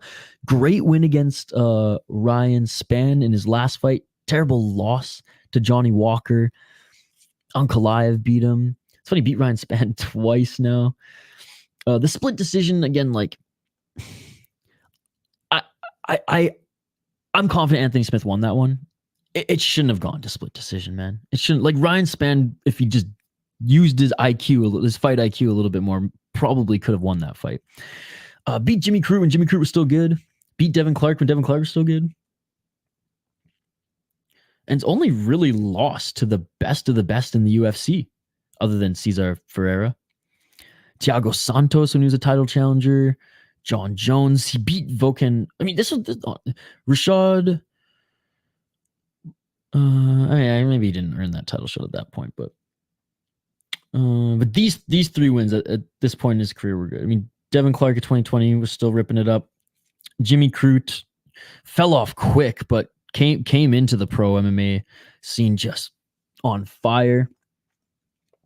And then it's nothing special, but I liked his resurgence. I did because I thought Smith was out like years ago, man, or at least like didn't think that he was gonna be a name in the UFC at all anymore. And he's not the biggest name, but he's a name nonetheless. And we saw in the live chat, people love him, people hate him, people talking about the Lionheart. I got Khalil Rountree winning this one, man. I have Khalil Rountree winning this one. He's in fight shape. Unreal Muay Thai. Like he was training to fight this week anyways. Smith, I mean, even if Smith had a full camp, I'd probably give the exact same breakdown, but he was on short notice. RIP Smith's legs and knees. Khalil Rountree is tough. He's dangerous. And when he's on, he's fucking on, dude. Smith needs to grapple. He needs to get inside to take him to the ground or get him up against the cage and do some damage there and then just drag him to the ground. Honestly, Smith's only path to victory is out-grappling Khalil, controlling him on the ground and pound, and or going for a submission. On the feet, Khalil's just better than him. He's faster, he's better, he's stronger. All right, main event of the evening. Song Yadong against Chris Gutierrez. Again, on paper, not the best main event, but I think fight fans know that they're going to bring it. Song Yadong's not just going to let Chris Gutierrez kick his legs for 3 fucking rounds, right? He's not. He's going to adjust. The Kung Fu Kid, 4-1 in his last 5 fights. His only loss came to Corey Sandhagen, and it was because his eye was literally drooping out of his face because his cut was so nasty. He's the pretty big favorite at -375. He's got a good chin. He can brawl. He's got beautiful striking talent. And honestly, his wrestling and grappling has gotten better and better the more he's been training in Sacramento. Chris Gutierrez, training out of one of my favorite gyms right now in Chop Shop MMA, and he also spends time at Factory X, which Factory X is one of my favorites right now. They're just, I mean, Activate A shed the light on them, and I've just been like swooning over their fighters and and some of what they implement. You can see it in a lot of their fighters. Leg kicks. 20-4 in the UFC, 4-1 in his last 5 fights. He's on a good, little good run there. He's not a world beater, but I feel like again, the non-plebeians, the fight fans, those in our community here who watch fights every single weekend, they know Chris Gutierrez is a good fighter. They know he's talented. He's a ranked guy, but I don't think he's ever going to be championship material. You know what I mean? Where Song Yadong, he at least could be fighting for one in his career. You know what I mean? In the UFC. 9 KO TKO, 1 submission, 10 decisions for Gutierrez, 8-2-1 in the UFC. I mean, proof's in the pudding, man. He's got a good run in the UFC, 1-1 in World Series of Fighting, 2-0 in LFA, 1-0 in Bellator, and his experience in so many different promotions, and good promotions too, is a positive note. Like I said, in his last fight, just beat up Antingeli's legs. Antingeli's tough. Chris Gutierrez didn't really like look to finish it. It was very much like, I'm going to point fight with damage. like maybe the fight could have ended on legs, you know what I mean? And he did more than just that, but that's what I remember from that fight. It was that she just kept fucking spamming the leg kicks. Lost to Pedro Munoz. If I can recall, like one of the rounds were close, but then the rest was all Munoz. Beautiful knockout against Frankie Edgar. Again, Frankie Edgar so far past his prime at that point. His iron chin that he once had was non-existent. But again, how he set up the knee was gorgeous. Can't take that away from him.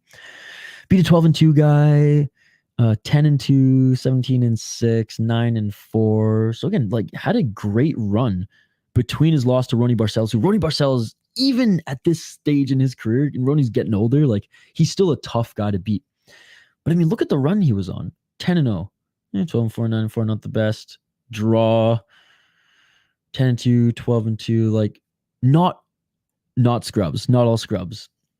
Again, he's never. I don't think Chris Gutierrez is ever going to be championship material. But like, you watch any of these fights and you're like, okay, the talent is clearly there. He does hit hard, but I like his kicks a little bit more. I'm not going to lie. But like, 9 KOs. A few of them are with his knees, okay? Song Yadong, 27-1 in his pro MMA career. Training at Alpha Male, 9 KO TKOs, 3 submissions, 8 decisions, 9-2-1 in the UFC, and he had 1 fight in 1 where he lost. I mean, absolutely destroyed Ricky Simone, lost Corey Sandhagen, beat Marlon Moraes, beat Julio Arce, beat Casey Kennedy. Now, both of these two fighters, not the greatest, but I mean, he was still young, 16-3, 17-4. He beat guys with experience. Marlon Moraes, like again, pretty much the end for Marlon Moraes at that point in the UFC. Beat Alejandro Perez, beat Vince Moraes when he was only 8-2. Man, I love watching Song Yadong fight. I love watching Song Yadong fight. As far as experience, I know Chris Gutierrez is way more experienced and, dare I say, more well-rounded. I think based off that experience, he is. He really is. The difference is I don't think that's going to matter against a guy like Song Yadong who, is a capable grappler, has capable takedown defense, isn't just going to be ragdolled, isn't going to be like going into panic mode or full on, I guess panic mode's a good way, scramble mode when they're held on to and they're taken down, when they're clinched up against. Like he knows his way out. He knows his way out of those positions, and he knows how to reverse or take advantage of those positions in certain cases. Not all cases, but in certain cases. So despite me saying that Chris Gutierrez is more well-rounded, has more experience against just the top of the echelon, like I don't know, 20-7, Song Yadong's been fighting, just as long or just as much or longer than Chris Gutierrez. But Chris Gutierrez's experience in the UFC especially that run, fighting guys at his level, just above, just under. It's just at a level of above Song Yadong's in that front. But again, man, it doesn't matter because where Song Yadong lacks in a little area of his game, this is where like his tenacity to just pressure forward, land those big shots, take some big shots and smile like a savage and just land like two more. He hits wicked hard. I truly believe Song Yadong hits harder, punches harder than that of a Chris Gutierrez. And I think if Song Yadong gets into his flow state, Chris Gutierrez can't capitalize on his game plan, whether that's grappling heavy, whether that's leg kicks, to set up the grappling game. I think as soon as like Song Yadong makes it hard for him, Song Yadong's just going to pounce and Song Yadong's going to beat him. I don't think this one's going the distance. Do I think it makes it past the second and third round? I could see it going into like the fourth round, but I have a feeling it ends around the third. I got Song Yadong TKO. I'm hoping that this is fireworks because I think if Gutierrez wants to just try to keep this on the outside, I think Song Yadong's just going to charge in. You know what I mean? So I'm picking Song Yadong to win this one. And that is it for the card, ladies and gentlemen. Let's get back to the comments. What's up, Son MMA? It's good to see you. I know, big time, dude. Let's get back up here. I know I missed quite a bit, so I'm just scrolling up here, guys.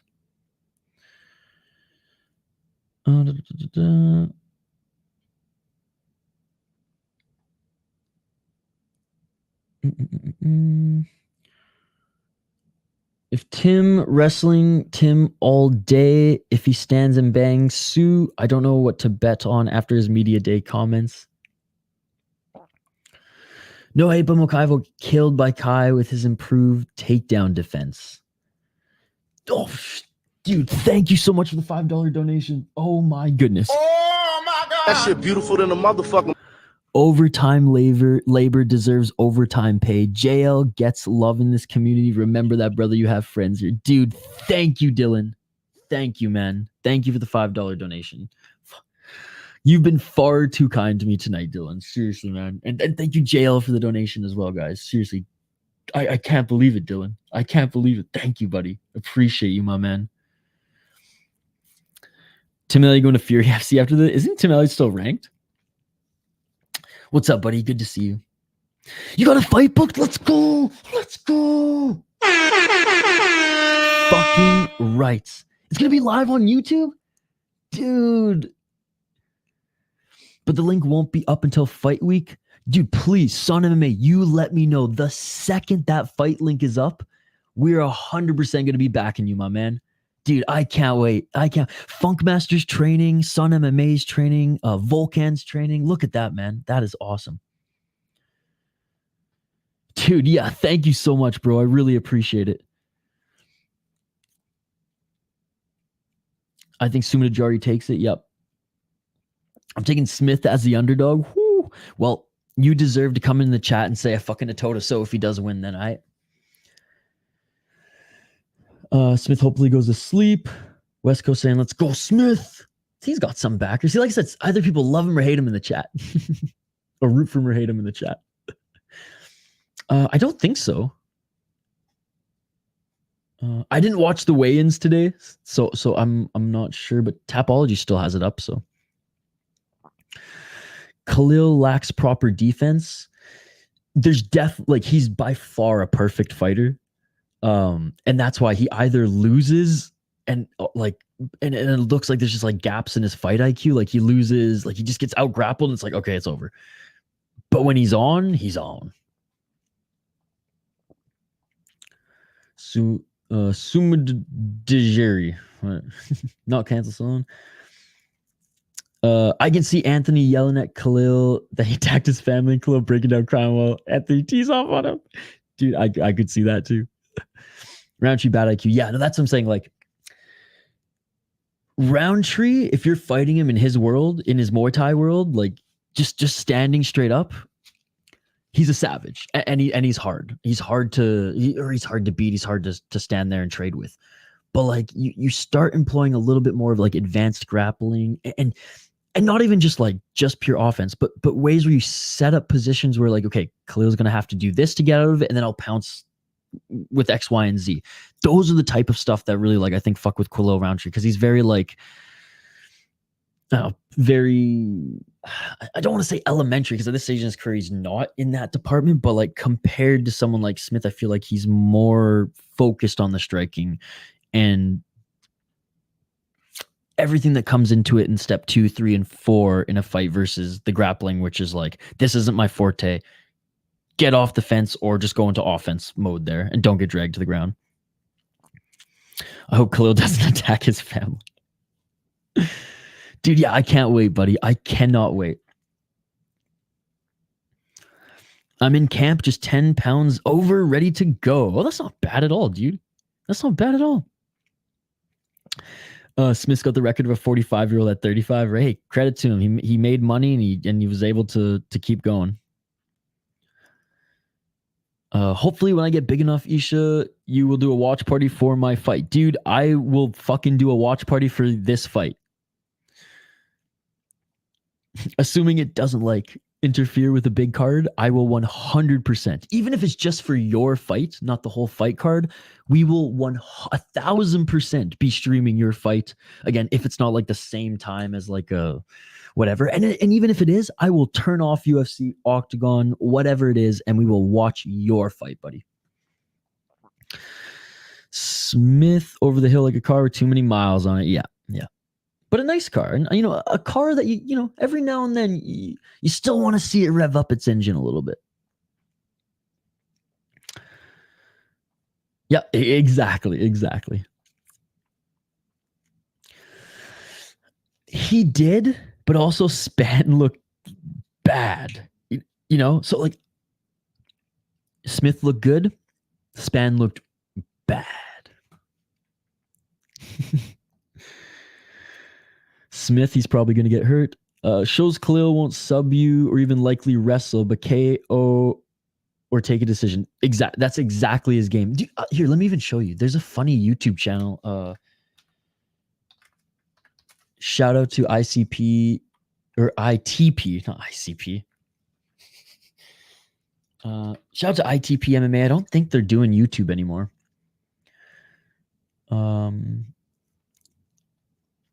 Yeah, his last video was a while ago, but he has a good Khalil Rountree video.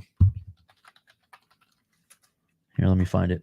Okay, here it is. It's titled 3 minutes of Khalil Rountree either beating his opponents with no mercy or just getting manhandled.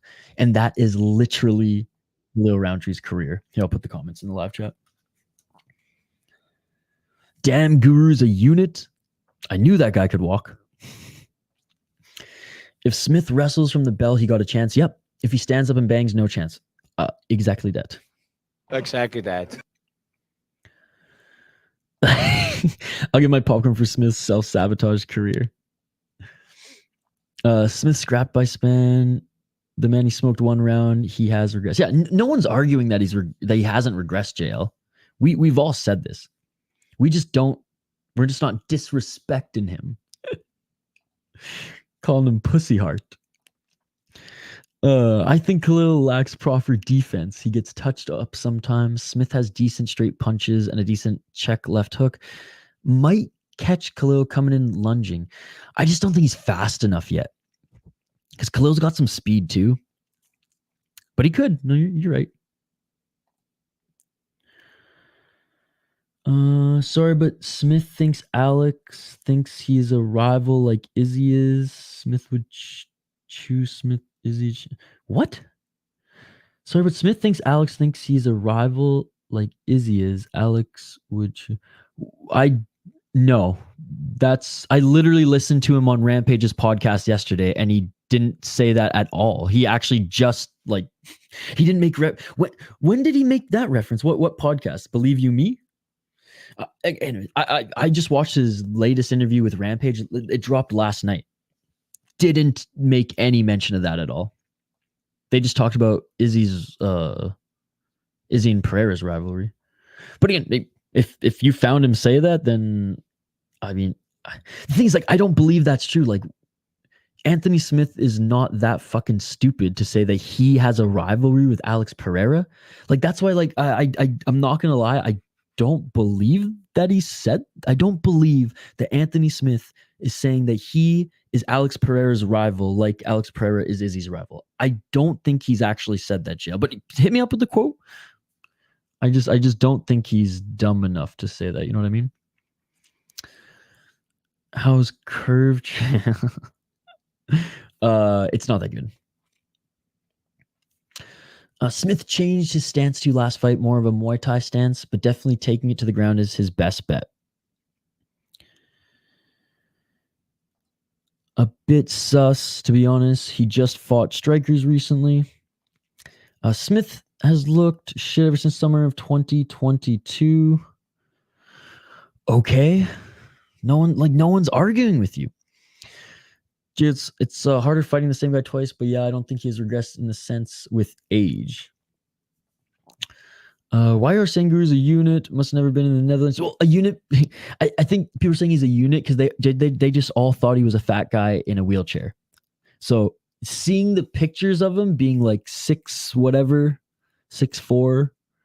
I don't know how tall he is. Was Drickus 6? He's a tall, bigger human. Like, I'm tiny. Like, Volkan probably towers over me. Like, my goal in life is to get to 155 pounds and still keep some abs, you know? I've never been like, I was like a chubby, like pre-teenager, like from 13 to 4, from 13 to let's say 15, like I was a little chub. But after that, like I fucking took eating seriously, working out, not working out like seriously, like I want to be bodybuilder or anything, but working out to like, I have to work out once a day or do some exercising because humans need to exercise every single day. And if I go hard 6 or 5 days a week, then I'll take a rest day and I'll stretch on the rest day. And I still do that to this day. I was doing fucking stretches in the airport the other day. I stretch an hour before bed every night. Tonight, I'm probably only going to do 25 minutes because it's already almost 2 a.m. I did not think the stream was going to go this long. But yeah, I think people are saying that he's a unit because they expected him to be a chubby man in a wheelchair. Smith should have taken the DQ win. He's paying the price. I don't think he should have. I don't think he should. Why? JL, why? And he's not paying the price. He went on a run out. JL, it's like you don't even watch these breakdowns. You know what I mean? We literally went over this. I showed you, right? I showed you. So you're saying after John Jones, his career went downhill and he was over? No. He beat Gustafsson after. Lost to surging Glover Teixeira, who won the championship, and Ratchet. That's a good. I mean, there's no shame in that loss, especially a unanimous decision. Then he won 3 in a row. He's paying the price because of the John Jones? No. He's paying the price of having a long fight career, my man. So that is factually incorrect, JL. And we literally went over it, and I had to go over it again just to show you. But yeah, the Netherlands has some big dudes. When Thiago Santos TKO'd Smith at 185. Dude, Thiago Santos was a title challenger at that point. Dude, people forget how good Thiago Santos was. Again, it's like everybody that John Jones beats, everyone's like, oh yeah, they suck. Dude, Gustafsson was amazing. Freaking Machida was amazing. Shogun was amazing. Some of these guys like Shogun kind of on their way out after Jones, but Shogun still had a long career after. But Machida, for example, fought for the belt again in a lower division. No, did Machida fight for light heavyweight? Anyway, I know he fought for the belt again at middleweight. I don't know if he fought again at light heavyweight. But Machida actually had a rich career after that as well. And, you know, Smith bounced back a little bit as well. Shoot, man, even Daniel Cormier, after getting fucked up by Jones, man, came back and still won some fights after that. Reyes, not so much. And Reyes arguably beat him. But no, we know. I feel like Yuri did did more to slow down Reyes' career than John Jones. Yeah, no, Span, I don't think Span's that great. I think like there's some talent there and he's got some power, but overall, he didn't want Thiago at 205 all the same, bro. Oh, I wouldn't want Thiago Santos at any weight, dude.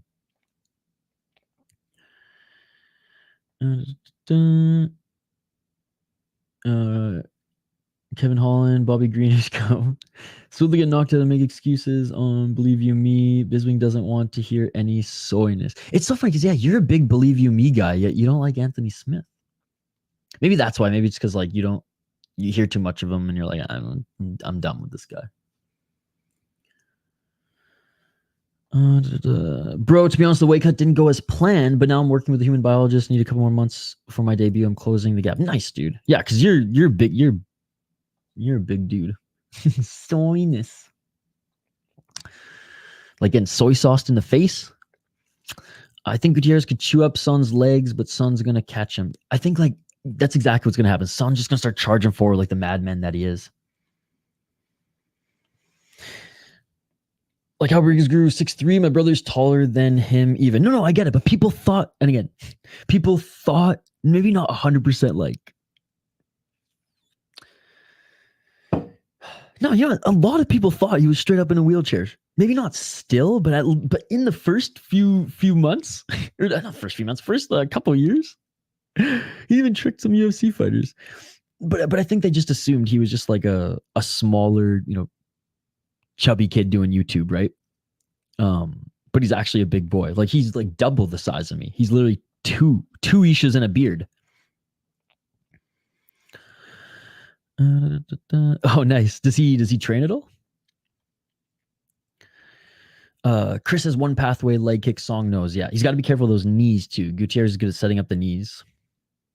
But again, it's only really, really recently worked against Frankie Edgar.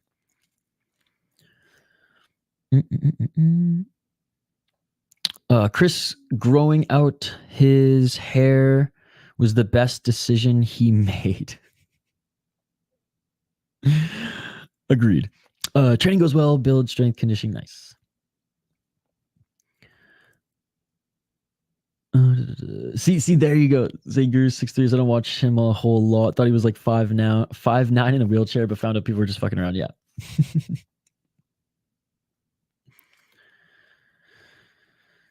Yeah, I mean, I think the first 2 rounds should be super exciting, and then I'm interested to see how the fight goes. I'm interested to see if Gutierrez really tries to keep it on the outside, or if Gutierrez gets, you know, doesn't want to brawl and maybe goes to the ground. I don't think Song is going to initiate the ground game. I think Song is going to just stand and bang.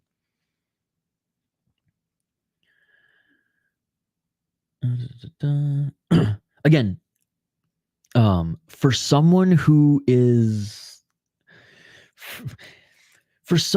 a lot of the public perceives to be like, you know, they're in their mom's basement YouTuber, you know, big beard, shaggy hair, kind of look like a bigger guy.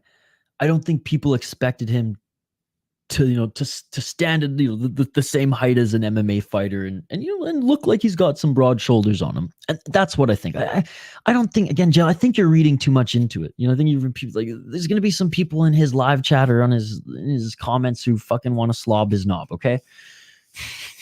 They do. They want some of that. Oh my God, he read my comment. You know, don't let those fucking pleb incels fucking, you know, sway all your perception on everything.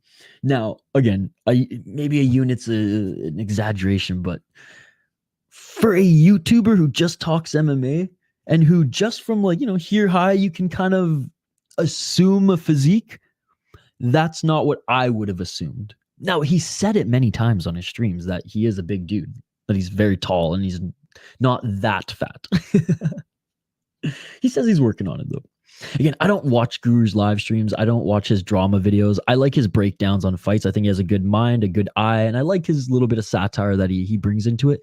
And like I said in the last stream, what I really respect about his work, even though I tell clients never to do this, is he clicks live and just goes.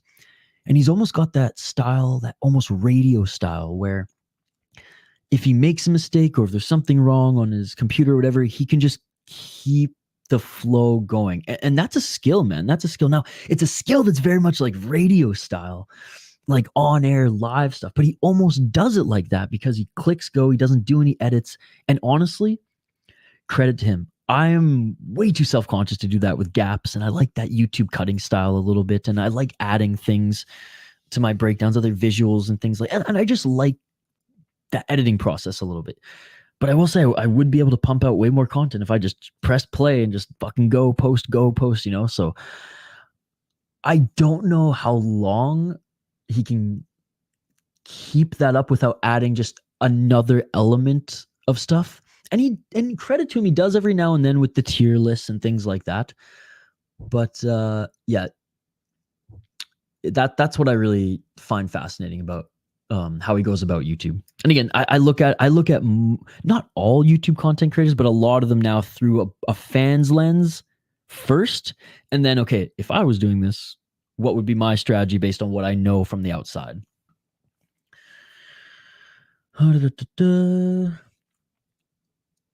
Volcan, come to LFA. Come train in Minnesota. I need a roommate next summer.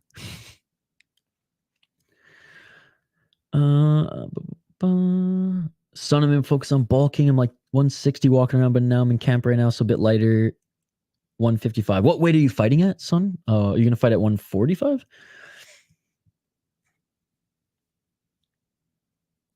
I don't think he's gonna snap his leg. Chris freaks me out. He looks like he is scared while he's fighting. I don't know what the fuck is up with him. I don't know. He didn't look scared in his last fight. He looked quite confident.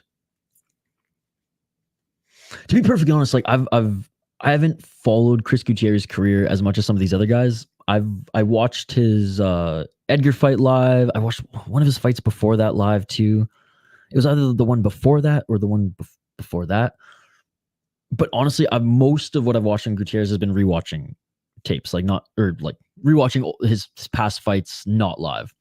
So I didn't have too much of a pulse on him until recently. And to be honest, even still, like I didn't spend hours watching Chris Gutierrez fights. I watched a few and okay, I know what this guy's gonna bring.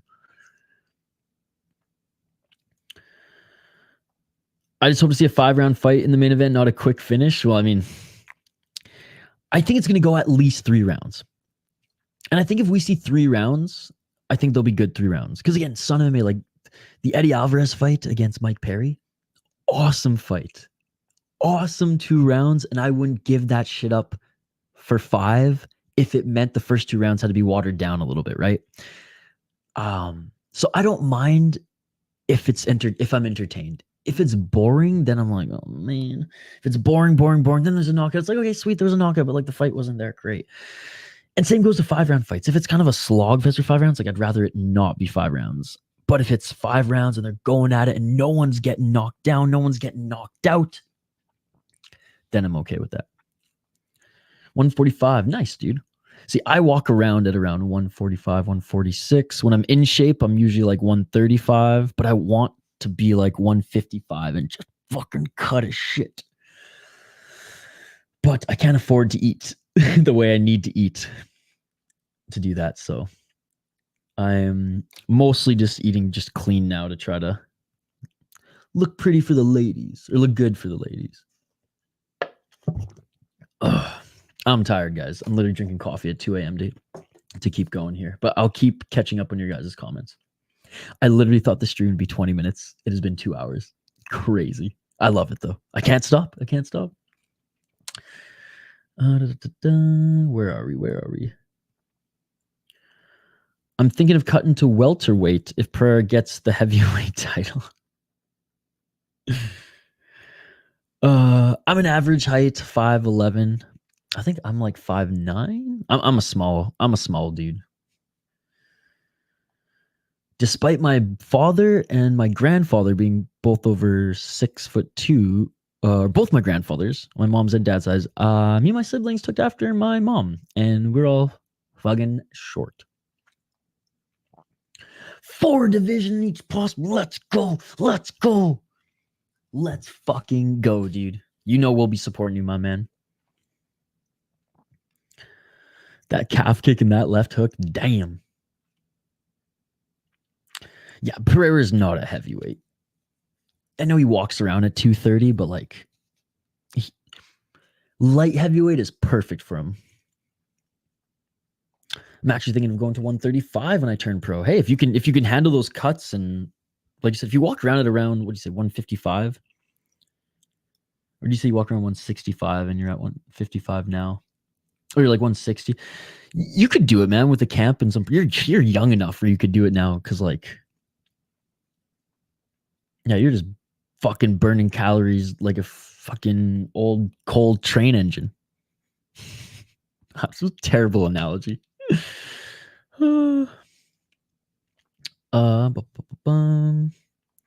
Like, let's see Alex against a wrestler like Ankalaev. Yeah. He got tested a little bit with Yong, but like Yong isn't like a great wrestler. He's strong, but yeah.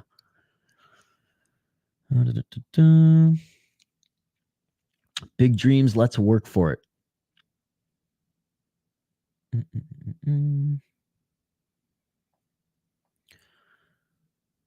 I'm not a big eater too, but I don't know. I'm 19 right now, so feel like dieting for camp is hindering my growth spurt. Yeah, no, that's true. That's true. And good awareness there. Good awareness there as well.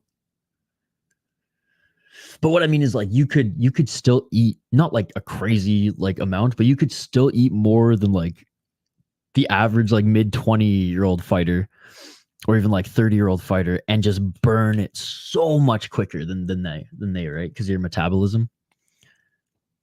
So like, I don't think you'll have to like just do like sweat cuts to take those final like 5 pounds off. I think you'll be able to, especially where you're walking at right now.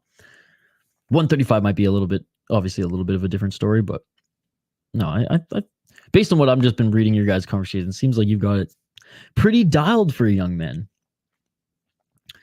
Just take the weight class you feel more comfortable at, where you have most power and lean mass. For me, that will be light heavyweight, but I can cut more. Yeah, dude, fight 145 on the regionals, or like amateur or whatever before you, amateur, and then like see how you fare. And if you really think like, oh man, like my power and technique and it would just be better against guys a little bit smaller, and that you can comfortably and safely make that, then yeah, then make that a specimen there. But no, definitely start at 145 in amateur and like see how the first few fights go and take it from there. Dude, I'm so excited to see you fight. Seriously, like, this brings me so much joy to see like some of our community members like training and going to be fighting. Like, that's so fucking cool, man. Like, I am, like, you can see like this genuine, like, I am so freaking excited and so proud of you, buddy. And yeah, I'm wishing all of you guys the best. Like, Funkmaster's been training, Volcan is getting ready, Son MMA his fight is booked. Like, this is so exciting, guys. Like, seriously, I know you guys haven't won, but congratulations on the hard work. Like, this is that first big step, guys. This is exciting. You will always remember this phase of your career, whether you 4 fucking divisional champ, UFC, regional fighter, whatever. You're gonna remember this time, and it's gonna be so critical, because not only not only is this time of your life so like rich, anyways, just as a human. Like fucking 18 to 25 are like those are the years, man. And you're still learning, you're still developing, your body, your mind is still growing, but those are the years that like the most rapid cognitive awareness, cognitive growth, self-awareness, and like ability to really like use this vessel your bodies and stuff like my most peak workouts and things like that were like obviously those age when I was dialed in and focused and like just absorbing so much. I was such a nerd in university too, and I'd like overly study, and I just like that point of your life, that point of my life is so rich. And the fact that you guys are like starting out your fight careers all similar age around that time too, trust me, man, like 6-7 years later, you're gonna look back and be like, you're gonna be critical of it, as everybody is, but you're gonna be like, you're gonna bask and you're like, fuck, those are some good times, man. Even though now I'm a pro in the UFC making that fucking big money, baby. Or not throwing elbows in the PFL because they gave me bigger money. I won't, by the way, I'm not gonna judge you guys if you go to the PFL. I will still support you even if you go to the PFL. You guys are gonna look back on these times and be like, fucking rights. These were the days. These were the days, man. Oh yeah, definite TKO with Gutierrez skill. Even if a one-dimensional kicker, his skills will stop a full-out KO, but still Song will eventually read his one-dimensional game and pick him apart. Oh,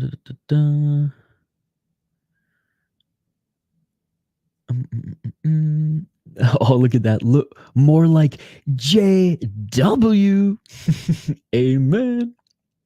A J win, baby. What's more satisfying, a KO, TKO, or sub?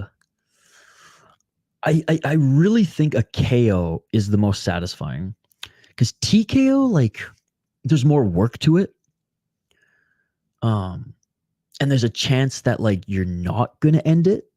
I mean, like in the moment and when you're going for the finish, like you're almost there, but it's not the finish line. Where a fucking just flatline KO or knee or kick, whatever, that like you've crossed the finish line. Like, and a lot of people like they know, like once they've there's look at the amount of walk-off KOs. Like when Mark Hunt hit somebody, he knew I'm past the finish line. I won the race. I won, right? Whereas a TKO, it's like you're close, and sure you can get some satisfying TKOs, I imagine. And again, this is just me. I want to hear Sun MMA and Volkan's thoughts on this as well. But I would say KO, submission, and then TKO for me. The more like I'm still like not good at jiu-jitsu, but I really do like it a lot. And there's something special about like because it's almost like a puzzle. It's some special and like, or I guess chess is a better way to put it. I was rolling with this one guy 2 months ago, I think. And I really it was the first time ever I was like, I'm going to do this. He's going to do this. And because he does this, I'm going to do this and I'm going to get on his back and choke him out. And it happened. And I was like, fuck, man. Like that was the first time I was like, yeah, jiu-jitsu's fucking sweet. like when you're just training and beating up in the gym every single day, it's not that fun, but man. Or just like classes and just open rolls where you're just doing one or two moves over and over again. It's training. It's not necessarily supposed to be fun, but like once you get it and you can put together some of those equations or whatever, like it's satisfying. Now that same guy fucking armbarred me in 2 moves the next fucking drill, but still. Oh shit, I am behind on comments. My goodness. Smith's great, don't believe you me. Told you have homies in here, JL. Definitely a KO. Never got one though, just TKOs until now. But I know getting a KO would feel different. Maybe this fight. Dude, imagine Sun MMA gets a KO in his first fight and the City Life Project is watching it. Peruvian necktie, Twister, Gogo Plata.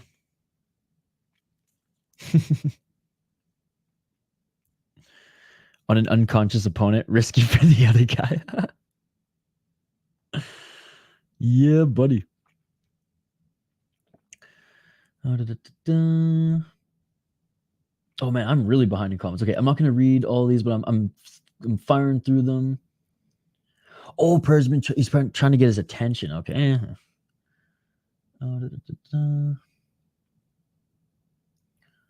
Was disgusted Alex didn't call him out. That's funny. Okay, I will rip on Smith. That's fucking ridiculous. Smith always had that Muay Thai stance in some of his old fights. He had that. No elbows in amateur fights. The only Song fight I seen was the ass whipping. Oh, Shogun fight. Oh man, you gotta watch. Dude, Shogun was one of the best fighters in Pride. He was so good, man. I love how you watched oh, you know how good he is, JL. You watched Blown Apart's video on it. Yeah, man. I love how some of the Japanese fighters were like, if you lose, you got to give up your name. And he was like, nah, I'm Shogun, bitch. Kari, what's going on, Kari? I know I got to go to bed soon, buddy. I got to go to bed soon. Brittle bones. Volkan throw a flying triangle on some bozo at the bar, and he tries to test your formidability, and send me the video, and you can keep the Mercedes. Can't be you that starts the conflict. You just finish it. Good morning, Adebayo. Good to see you, brother. How are you? Let's go. Let's go. Oh my God. That shit beautiful than a motherfucking. Khalil Rountree knocked me out because the sun was in my eyes. He really has no power. He's really not that talented enough for the UFC. Anthony dying Hart Smith after getting turned to stone inside 2 minutes. Dude, he would. He is the king of excuses. And I do love how he's like, I don't mean to make any excuses, but but again, I can't knock a fighter for being confident in themselves, right? I know JL's like, oh, he's cocky. Sometimes there's cockiness, but sometimes they're just confident. Like Sarukian kind of is more cocky than confident, but overall, like I think a fighter has to have that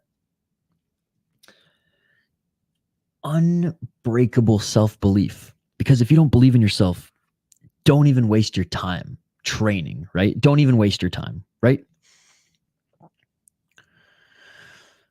I didn't Adebayo. I just got internet 6 hours ago.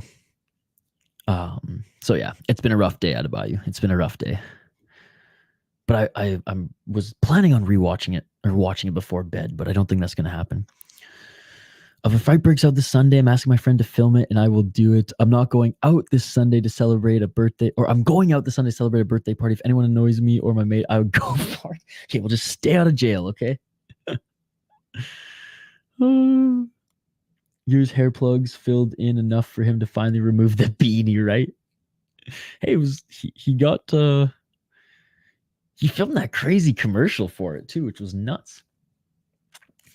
I told this story in here before, but last time I went to a bar over a year ago. Oh yeah, over a year ago, 3 guys walked past me and fake slapped me and bucked at me despite us never speaking to each other, and asked what I was going to do about it.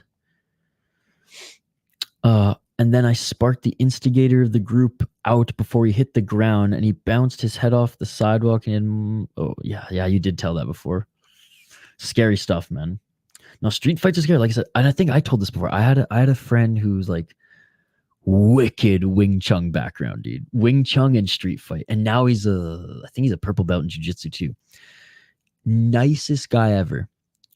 A little bit of alcohol, and his wires sometimes would cross. And this is when we were like right after high school, like early college. So like the prefrontal cortex hasn't fully developed yet. Man, driving a stranger to the hospital after your friend beats them up is an awkward position to be in. Had to be in that position a couple times.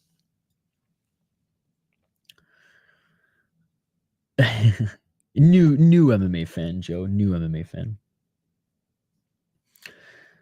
Someone must know Anthony got some McGregor iron shin operation, right? Or the odds shouldn't have been that close.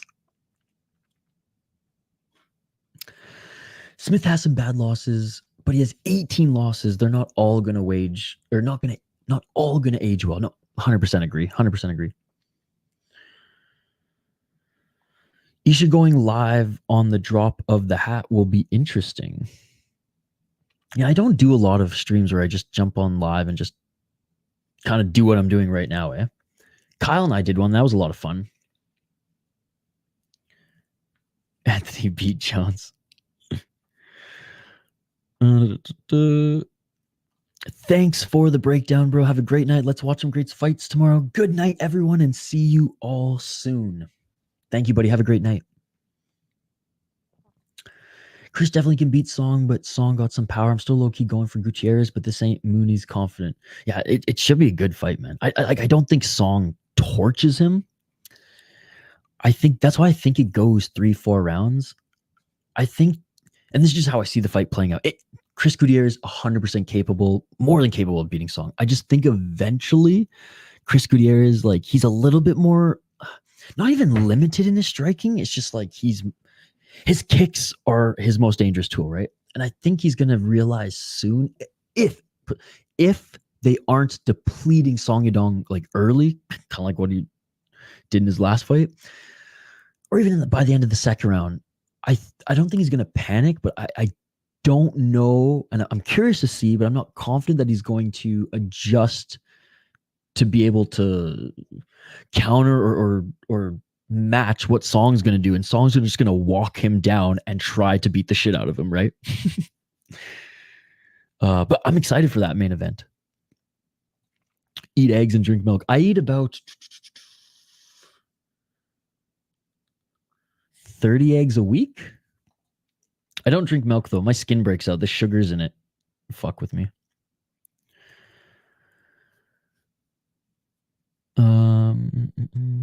I've had complete versions to going out of nightlife ever since, and I already didn't drink before that, so I immediately vowed to avoid nightlife, bars, clubs. You can't control who drags you into conflict. No, that's so true, buddy. That's so true.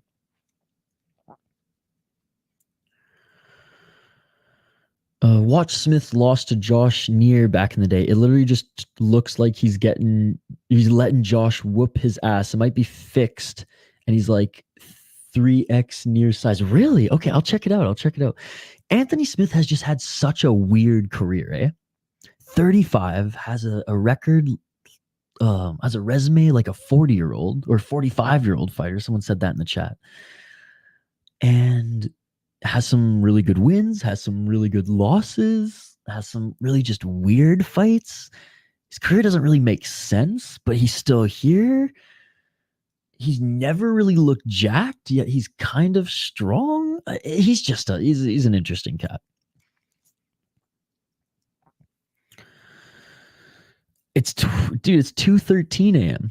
I'm back on Central Time.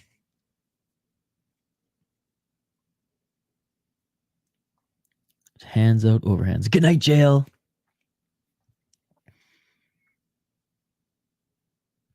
No, for sure, Dylan.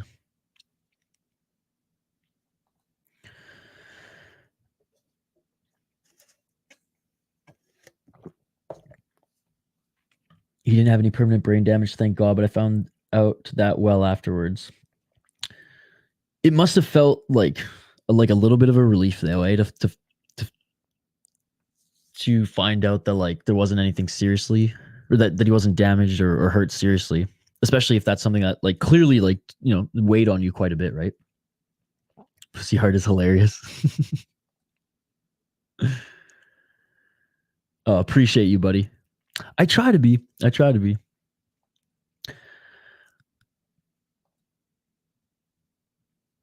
You know who the fucking man is in real life is UFC? Brandon Moreno and the Leech. Both of them came up to me when I was in attendance at the Apex to compliment my outfit and take a selfie with you.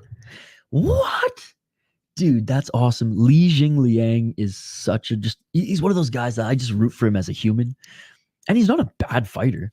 Hey, he was ranked at one point. In a tough division, no less. So no, I like the Leech.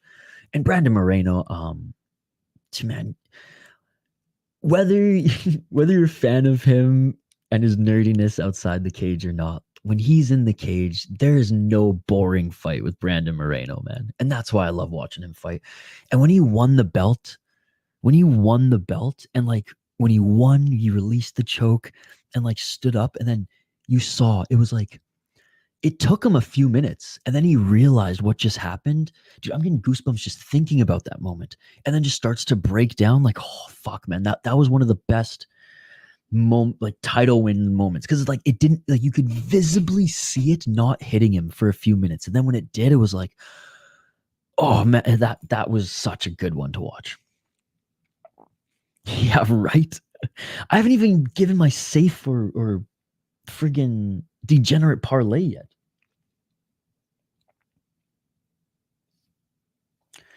I was in shock. I was dressed in a full king costume because it was my birthday. That's awesome. And it was funny watching the replay and seeing someone in the crowd and a fur cape in the background of the fight on ESPN. What fight was it? I'm literally going to sift through it and find you. As creepy as that is, I'm going to find you. Our friend, do you remember the guy with the big username in the last stream, Mr. Big Wig Majig? Fuck, I wish I could say the whole thing. He was at a Ryzen event a few months ago, and we spotted him. He was the only one. He's like, he's literally texting us. I'm in the yellow shirt in this row in this area. Boom, camera goes, and only guy in the yellow shirt in that area. And I'm like, oh my God, that's you.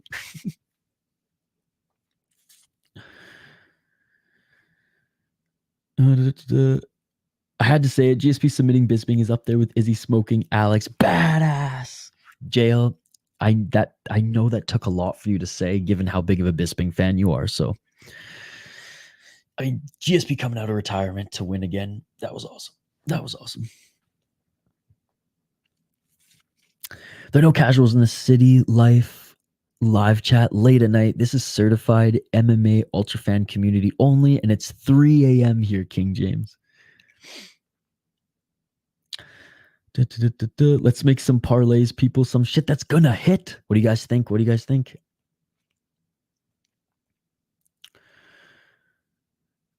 Two Stone? Joan Jones isn't that good. Anthony Lionheart Simpson. Welp, my old ass gotta tap out to sleep. Peace out, my fellow addicts. See you tomorrow, King James. See you tomorrow. After getting 50. Yeah, John got 2 points taken away and Smith still couldn't beat him. He said who else? Wizard says Connor is upset. He'll never be one of us, like bro, salty as hell. I definitely I've heard those lines from him before. Like you can't go a few months without Anthony Smith like saying something like that. And you look at Anthony Smith, like, what the fuck have you won, bro? Like, but longevity and for the amount of time that he's been in the UFC now for a while, I mean, he is a respected veteran in the game. Title challenger. But yeah, some of those lines that he says, I'm just like, come on, Anthony. Like, I get that you're confident in yourself, and I respect that because you have to be, and that's where maybe I have a little bit of leeway on him, on some of these guys, compared to, like, Jail, for example. It's just because, like, I try to empathize with that. Like, if I was a fighter who was on the downward of my career, like, and Smith is, he's been no stranger to say that, like, my body hurts. Like, he recognizes that he's getting closer to the end, I think. I mean, I think that's what I pick up on. But if I'm going to put myself in a fighter's shoes like that, like, I'm not going to go on air. I'm not going to go to a press conference. I'm not going to try to sell, myself as an athlete and fighter so that people can come watch me and say that, yeah, I'm way worse than this guy. I have no chance. I hate leg kicks. He's better than me. No, you're fuck that, dude. I would go maybe not as maybe not in the same tone, but I would do the same. I would talk myself up. I would make sure the public knows that, like, I'm not doubting myself. Because you doubt yourself, you have no business to be in a cage. You can be scared. Everyone says that. Every fighter said that fear is good. They want to feel something. But also every fighter is fucking confident in themselves, man. Even Tito Ortiz, who used to throw up before every single fight, he'd throw up and be like, every time, baby. And then, like, get hyped and go walk out, right? Taira's a lock. I think so too. I don't think he's a minus 600 lock. I think that's disrespecting freaking Carlos a little bit. But again, Carlos doesn't have any hands. He really is he has good boxing, but doesn't have any knockout power in those hands. He's a point fighter. He's a point MMA fighter. And I think Taira's grappling is going to outmatch his wrestling. Sun MMA, Carlos, though, that's my roommate's college buddy.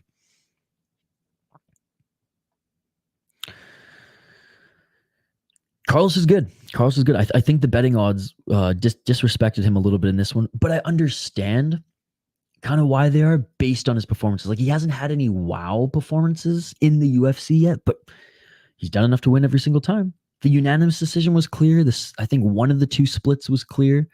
I had him winning both of them, but I know I picked him to win in both of them too. So I knew Nascimento was going to destroy him. Much better grappler.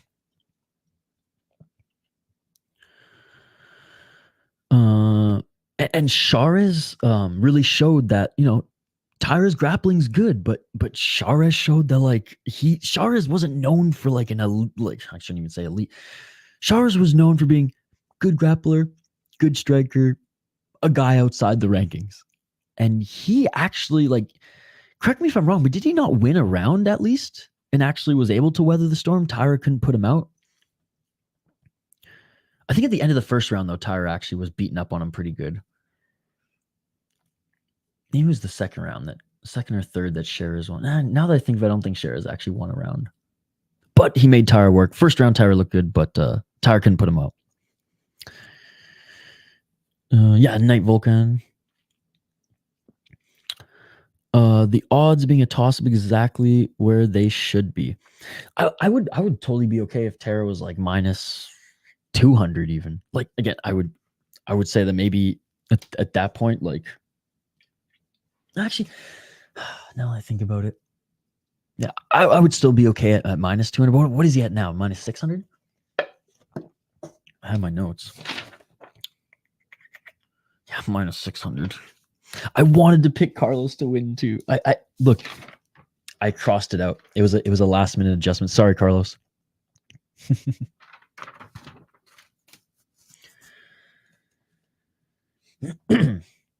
Agree on that. Taira should not be the heavy fave.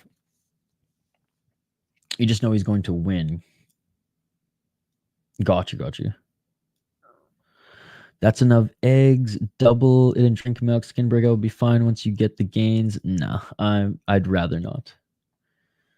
It also makes me poop. If anything, I lose weight when I drink milk. It's I would rather have friggin' the flu.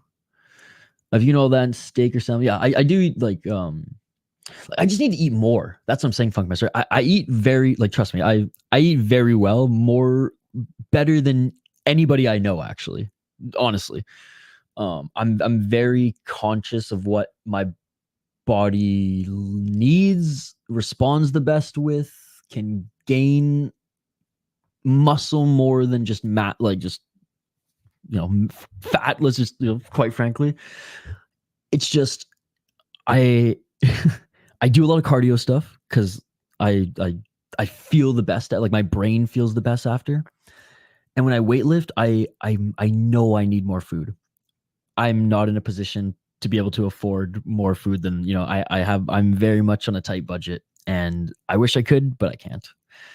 I wish I could be eating, I just need to eat more meat and more proteins and stuff like that. And I try to stay away from sugars because they just fuck me up too much. So most protein drinks and things like that are just, they make me feel sick versus help me in any sense. So that's why I just go ham with the eggs, dude. I eat so many eggs to try to, and I know there's not a lot of protein in, there's protein, obviously, not really enough to make up for a full chicken breast or steak or a nice thing of salmon or something like that. But I try my best. I try my best with my fun. Someday when I'm middle class,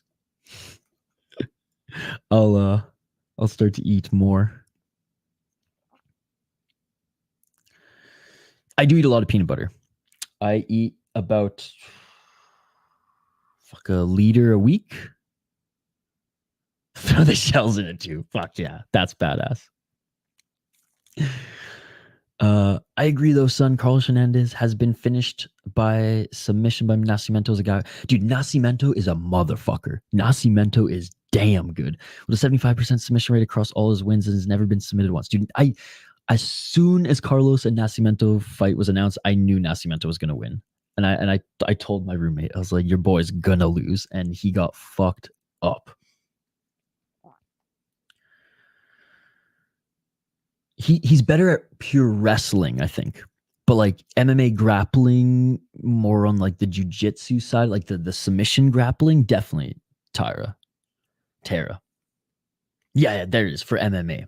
Straight wrestler, that's Carlos's thing. He was I don't know if he was in the was he an NCAA wrestler? He might have been a college wrestler now that I think about it.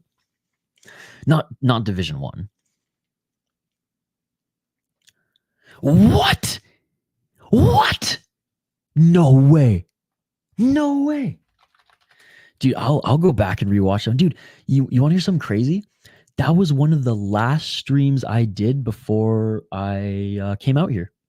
That was one of the last streams I did in British Columbia before I came out here. Fuck, I can still let me see if I can still find the stream.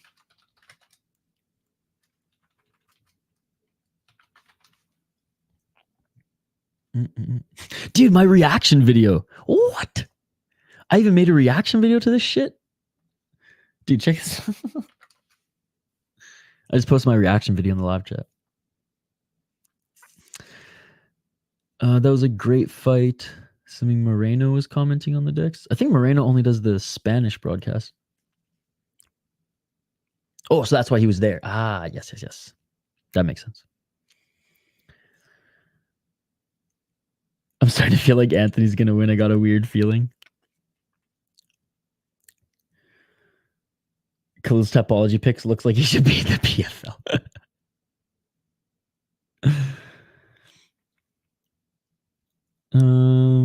Sorry. No, don't apologize that you're still here. Lionheart said in today's ESPN interview that I've beaten guys way better than me. I've beaten guys way better than me. No confidence. What? He said he's beaten guys better than him, and that's no. Oh wait, I've beaten guys better than. I've beaten guys way better than me. Oh, sorry. I'm just reading that wrong. I've beaten guys way better than me. Yeah, that's a weird quote. I've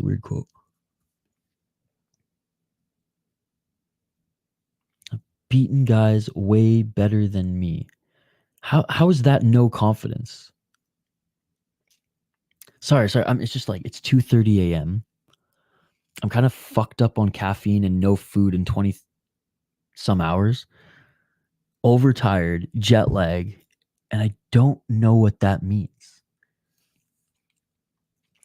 There's a difference between voicing confidence in yourself and trying to deflect criticism and dismiss events results that don't go your way as a false reality. Yes, exactly. And that's why I think like Smith definitely goes down that route. And I'm not here to like defend him because I even roll my eyes. I'm like, oh, this is another fucking cringe Smith comment. For me, it's not enough to like put him in the Ian Gary category of like cringe and we're just gonna make fun of this fucking guy, or like Patty, for example. That irks me and is cringe a little bit when he goes down that path. But I would say for the most part, the way he talks about the sport, the way he swoons about the sport, the way that he talks about that he's just as much of like a combat sports junkie as all of us. I don't know. There's just something that I like about him, even though sometimes he makes fucking stupid, cringy excuses.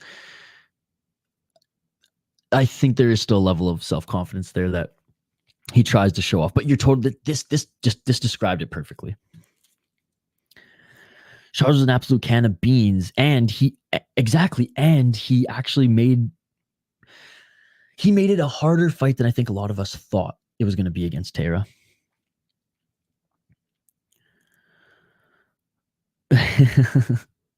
Fair enough, Jail. Ratchet coined that name. Nice.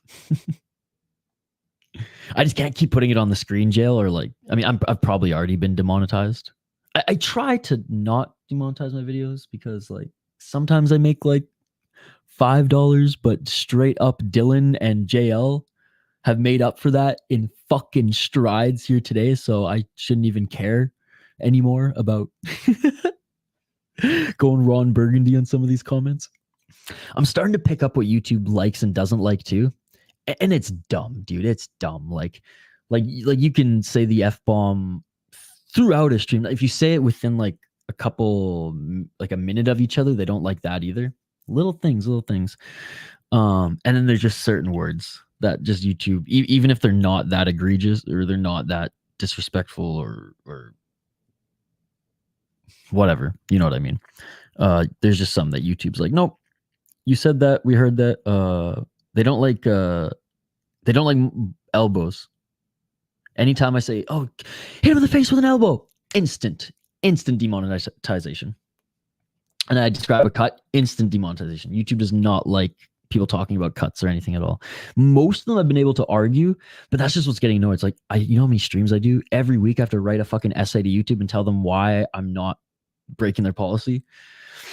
It just gets so frustrating that now I'm just like, you know what? I'm going to make a conscious effort to try not to ding their bot. But we'll see. What's up, Daniel?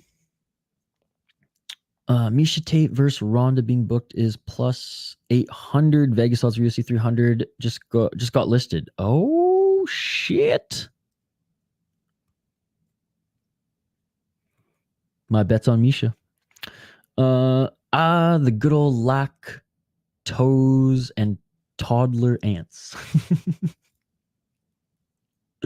What's some fights you looking forward to next year? Who do you think is going to headline 300?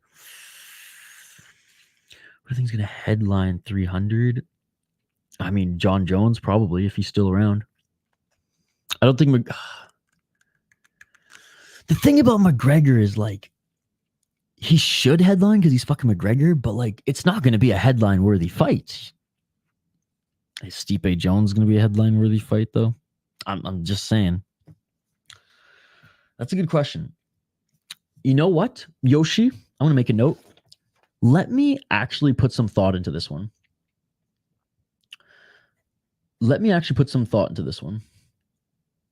And I'll come back to you tomorrow with a better answer, all right?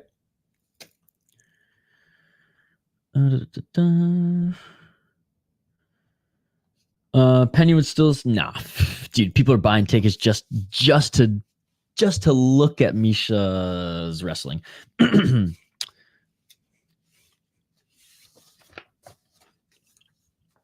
What is the term Rigo says? Bunda?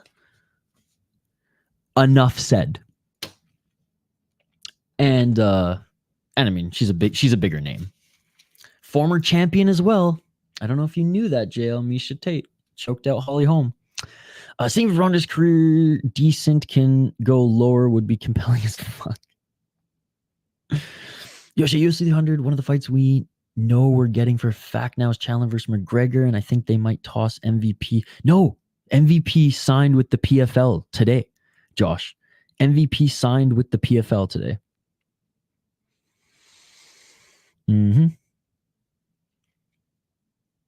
I am so done with Israel Alex. I'm probably not even going to stream that fight if it happens again. I will go out of my way to not stream that fight. Dude, enough's enough, man. Enough's enough.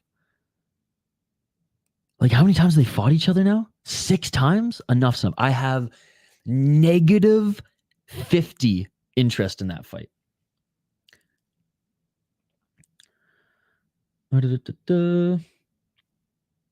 Daniel. What's up, Daniel? Do I like Mullarkey and Smith? Oh, man.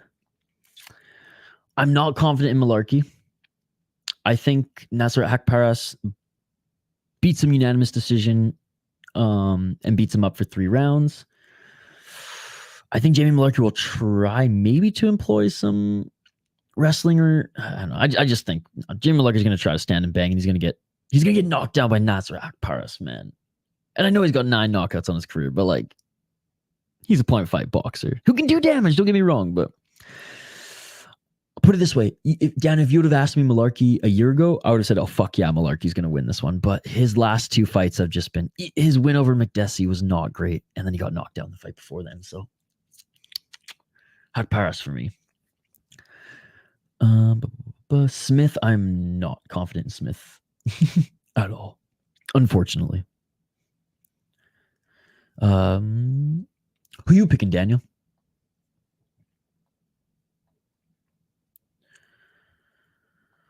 Israel's out of fighting till 2027 per his own words, so Izzy ain't on 300. Yeah, but like I could see him coming back before then.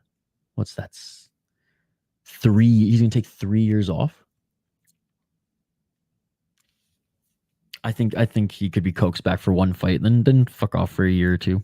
again, come back for another one. At this point, like, he doesn't need money. He doesn't need to prove himself. He doesn't need to fight, right? Especially going from one of the most active champions and fighters. But I think he could be I think money talks. For 300, I just think it's going to be big name after big name after big name. You know what I mean? I think the fights are going to be good, but I think the names are going to trump the fights overall. Israel will be underdog again. Shout out to the puppy. The powerful light heavyweight Pereira once again has the advantage. Izzy will silence the doubters, but only time will tell. Fuck, if Izzy fights him at light heavyweight, then that's even more scary, because Izzy's like middleweight is a perfect size for him. There's a perfect weight division for him. He did say he's going to sit out for a while, but I don't think 3 years. Oh yeah, dude. I trust me, eggs are my shit. I love eggs. Ever since I was a little kid.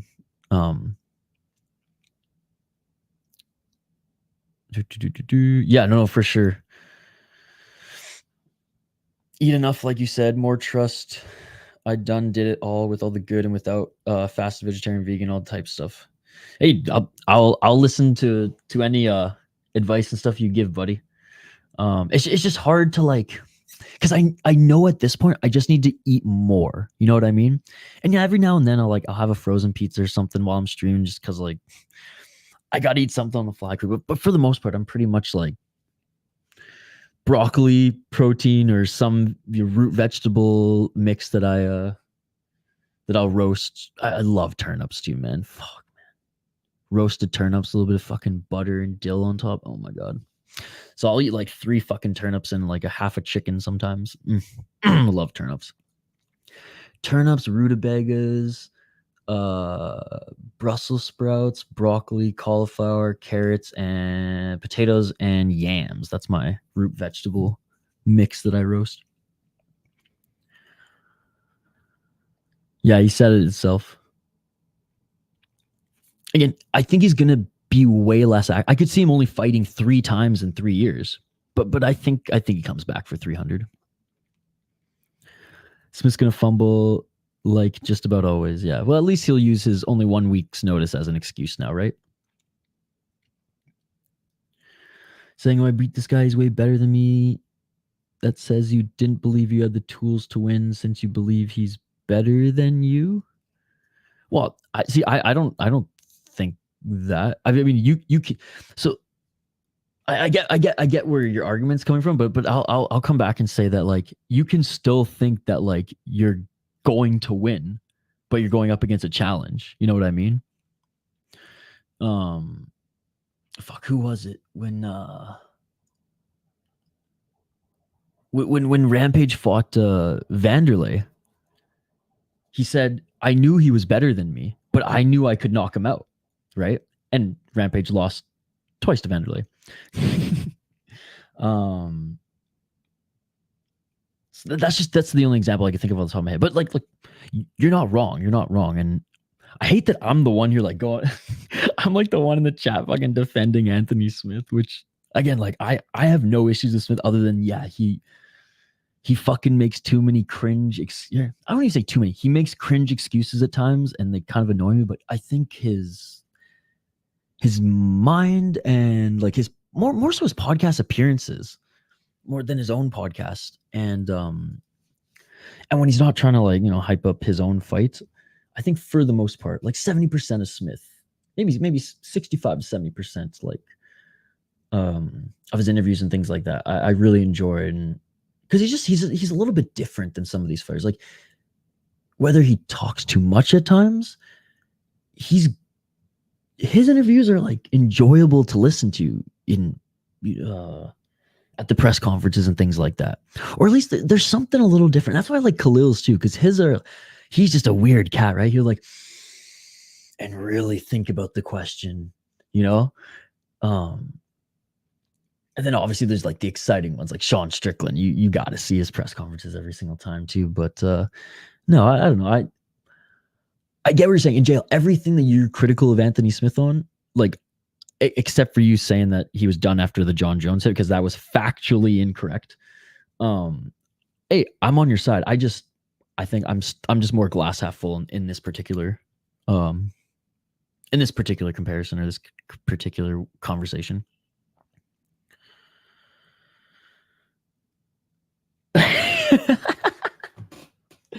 I'm one shade too light to say that, Funkmaster.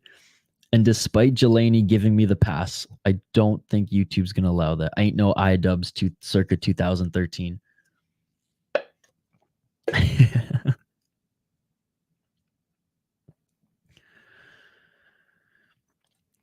No, YouTube doesn't like talking about the human body and what happens when you get cut. Again, I'm not like 100% sure, but every single time that I'm done streaming and I'm like, I described the brutality of that finish. Most of the time it's an elbow, too detailed. Every time I'm like, oh, I feel like I described it like too detailed for YouTube, but perfectly detailed for you guys, right? And those who can't watch. I'm always like, I bet I'm gonna get that, little like red or yellow or whatever, limited or red dollar sign. And lo and behold, every single time I have that hunch, it happens. There was only 3 where I'm like, really? So there's not a set in stone rhyme or reason. But like I said, my life is YouTube right now. My clients are YouTubers. My channel, I have 2 channels. Like it's fucking almost 3 a.m. We're still streaming, right? So like I'm starting to pick up on more and more things. And this helps in my consulting business as well, as I do consulting for YouTube for creators just building their channels or people coming from like different medias like TikTok influencers, or I hate even saying this, but like stars on the platform will like do consulting sessions with me on like how to shift to YouTube and what are some of like the 101, like build the frame of your YouTube channel, things every creator has to know, doesn't matter what particular lane you're in. That's my job, is to help. And then a handful of them hire me to like maintain, do like monthly audits, edit videos, things like that.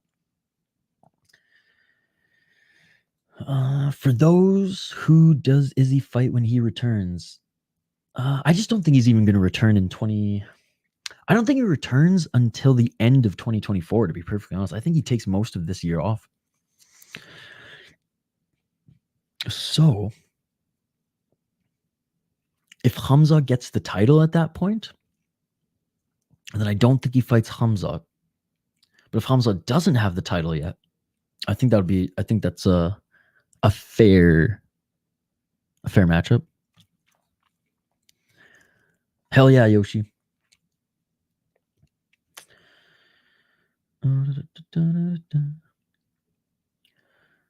Brand deals.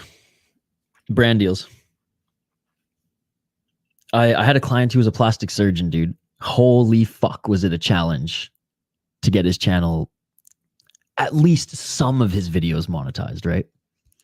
But he got a lot of views. But he just didn't know what he was doing, right? He was putting just like straight pictures of fucking tits in the freaking thumbnail. I'm like, dude, YouTube's already shadow banned this.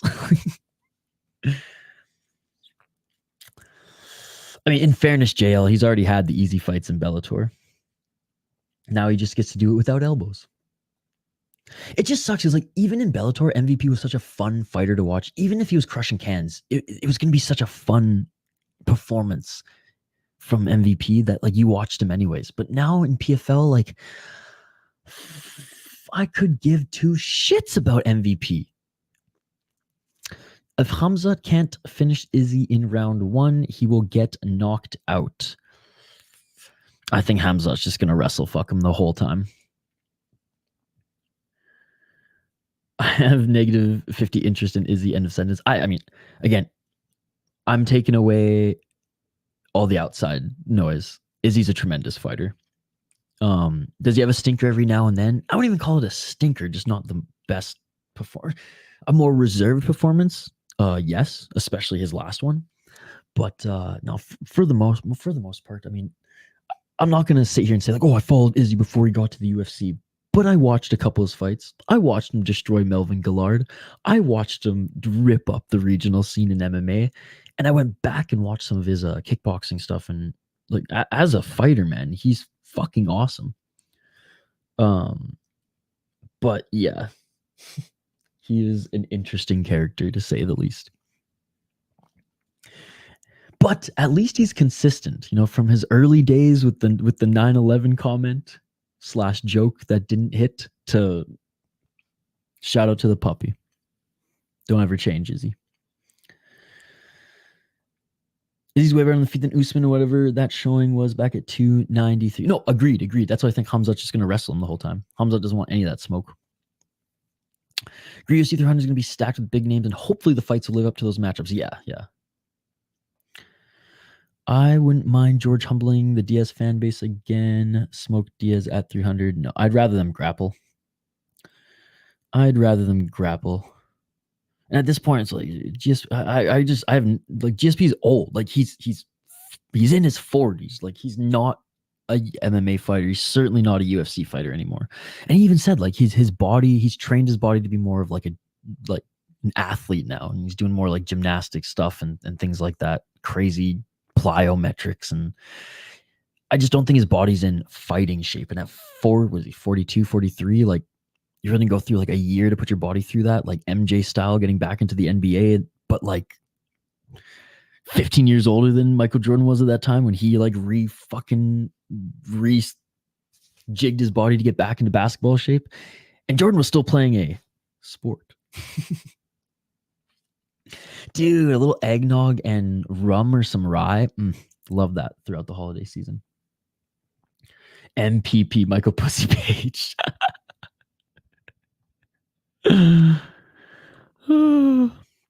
What's up, Oregon? Anthony's just arrogant and egotistical. I think there's an air of arrogant, and I think every fighter you could say is egotistical. I'll say every fighter is confident.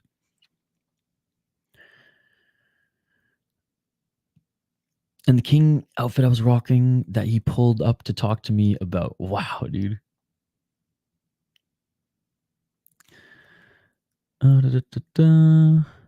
Dude, Junior Smooth.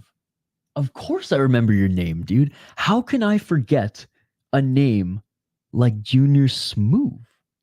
Dude, it's been more than a minute. It's been like fucking 6 to 7 months or so. How are you, buddy? What the hell are you doing up right now?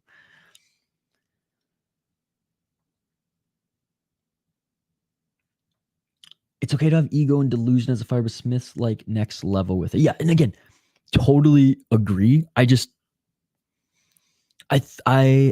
am personally a fan of like the other parts of his interviews than in addition to his egotistical, fucking arrogant, stupid statements that he makes sometimes.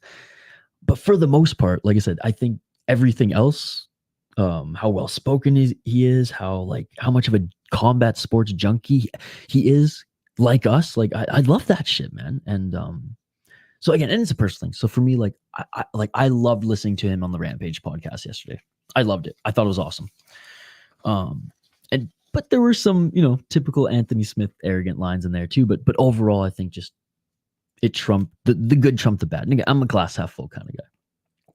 It's good to see you, buddy. Eggnog plus 1,000 morale.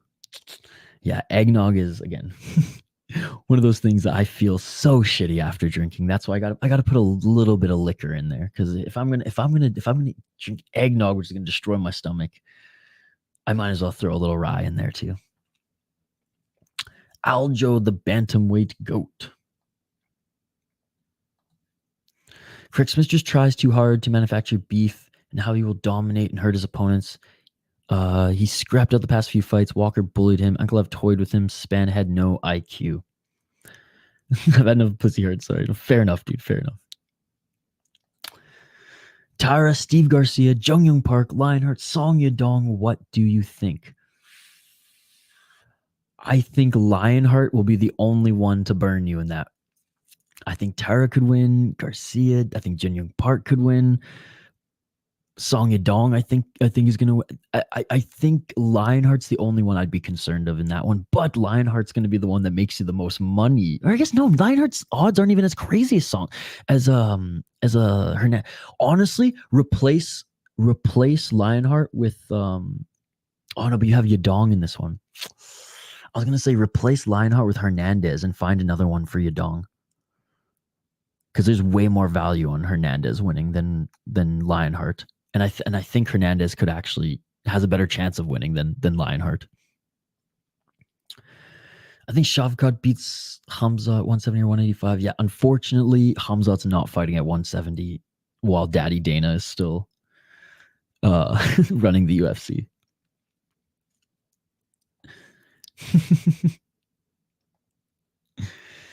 I mean, no recency bias. I think Park can get it done. I do. Unpopular take, Hamzat has no cardio and will never be champ. Well, in the Burns fight, he showed that he had cardio. He did fade in the third, but so did Burns. It's definitely an unpopular take. I'm going to bookmark it.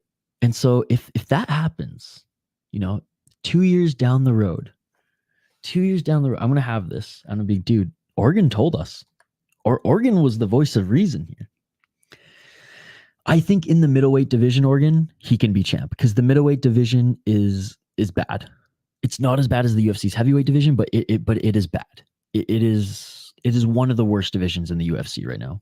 I would say the second worst to heavyweight. So if he's gonna be a champion, it's gonna be in middleweight.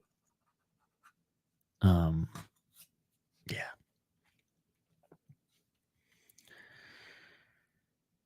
Park got controlled by Anders. But ended up winning the fight, did more damage. What I like about Park is he's, again, not great anywhere. He's good everywhere, and he's not bad everywhere. So he's just a tough guy to fight outside the top 15. Could be champ, has cardio, just not the gas tank we expect him to have.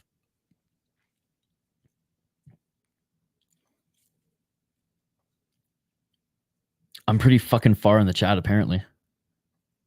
There's so many comments here, dude. I'm literally reading them. I'm going through them as one by one here. Holy moly, how far in the chat are you, my guy? Pretty far, apparently. Sun has no cardio. I don't see him going 5 rounds, so definitely no chance of becoming champ. Unless his cardio gets better. Song Yadong? Yeah, I don't think this fight goes 5 rounds, man. The way Song Yadong fights, I don't like. You're right. If it goes deep, like maybe he fades and his opponent can get the better of him and knock him out there. But I mean, didn't he go 4 rounds with Corey, or was it 3? I don't remember. I think Gutierrez is gonna make him fight at a little bit of a more even pace. But having said that, I mean, his camp's not stupid, right? Like they've been preparing for a 5-round fight. But yeah, I'm not sure Son will ever be champion. Fuck, he's a fun fighter right now to watch. 2-round cardio. I think at the top of the middleweight division, no one's going to get dominated as bad as the Cans fought before. Or the Cans he fought before. No, fair enough. But I mean, are we going to call Jared Mershard a Can? Like I would say he's more of a journeyman than a Can. You know what I mean? Burns, definitely not a Can. Some of the guys that he fought in, was it ACB that he fought? No, he fought Brave. They weren't Cans, right? Look, I'm not as high on Khamzat Chimaev as everybody else. I like watching him fight, especially like when he burst onto the scenes. It was amazing. Obviously the top of every division is good, right? Like even the heavyweight division, it's 4 or 5 fighters deep. The middleweight division, it's the same, right? Except with the addition of now Brendan Allen. He's someone who I didn't think was going to get to that next level. And boy, he's fucking good. Any people would have gotten smoked by Holland? I don't think smoked. I don't think he would have won the fight, but I think Holland will refuse to grapple with him, and that would burn him in the end. Maybe and I think Holland would still win, but I think kind of like Wonderboy, like fucking use your ground game. Oh, 100%. I don't think he gets crushed. Again, the point of MVP signing with the UFC is to make money. or the point of MVP, if he signed with the UFC, was going to be to be involved in exciting fights and make money, right? Like he's on the ladder. This is his last contract, his last like relevant contract in MMA, right? He might sign like on somewhere else for like a final fight or two and then fizzle off, right? Like he's getting up there in age. He already did the BKFC thing, okay? So I think MVP, and again, I don't know how many fights of MVP you've watched. I'm going to assume that you've watched like at least 50% of them. Chiesa's done, so he's not fighting anymore. And again, I don't think he gets smoked. I think he probably loses most of those matchups, but I think they'd be fun fights. And furthermore, you better believe I'm watching those fights because I've watched every single MVP fight in Bellator, and I would say like 80% of them are fun fights. Some of them one side, some of them are like really Bellator. You put this guy in front of them. Then some of them are actually like competitive. And then you see him in BKFC and you're like, oh, this guy's not a like just a easy can crusher. This guy can actually fucking fight. He's got some dog in him. And then he signs with fucking PFL. Dude, I love it. I watch every single episode. I'm a huge Rampage Jackson fan. Always have been, always will be, from the Pride days. Oh yeah. I mean, he's not quite Stephen Thompson level, but it's a similar comparison, right? Like his striking is very, very good, JL.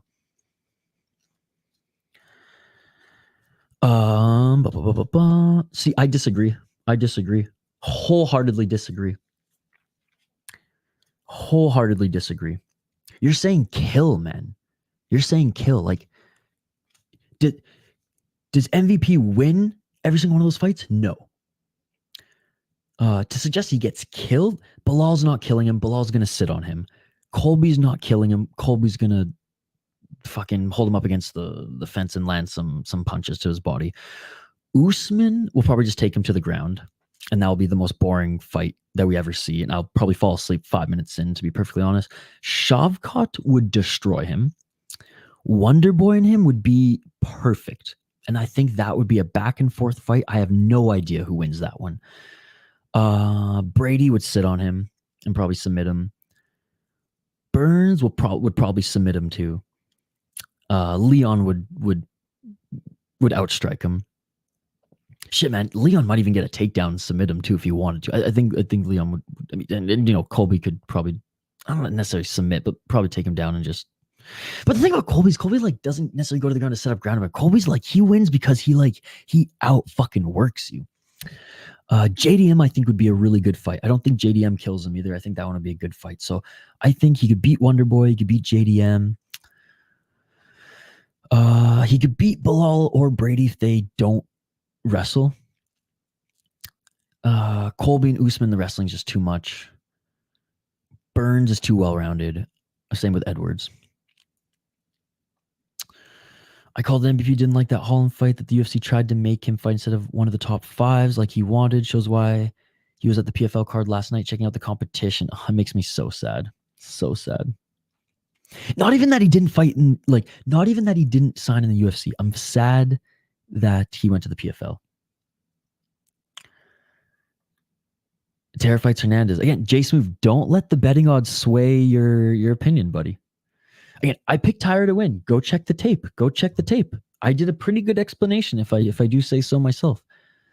Carlos Hernandez is not a can. He doesn't have knockout power, and I don't think he's ever going to be in the top 15. But he's tough, man. He's tough, and his wrestling is good. His boxing is good, not his knockout power, but his boxing is crisp, it's clean, it's good, it's on point. He's good at adjusting. And his wrestling is very, very good. But Taira is the better grappler. Like I'm not pretending he's not, but minus 600 is fucked up. Yeah, pretty much. Yeah, Shara Bullet is awful in fucking MMA grappling, dude. That was a huge what do you call it? Silva, it was Bruno Silva, right? He exposed him big time, dude. Shara is a nasty striker. I've watched most of his regional fights. Nasty. Virtuoso striker. God, his grappling's horrendous. And it was on the regional scene too, dude. He was just going up against just cans, and they still were out. They were out muscling him until he could get back up to the feet, and they just like push him off of him and then, you know, reset. I honestly thought that fight was more concerning than a good first performance.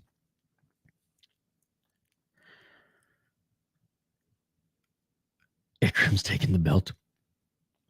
I'm excited to see Ikram fight next. Okay, Song went nearly 5 rounds with Ricky Simone.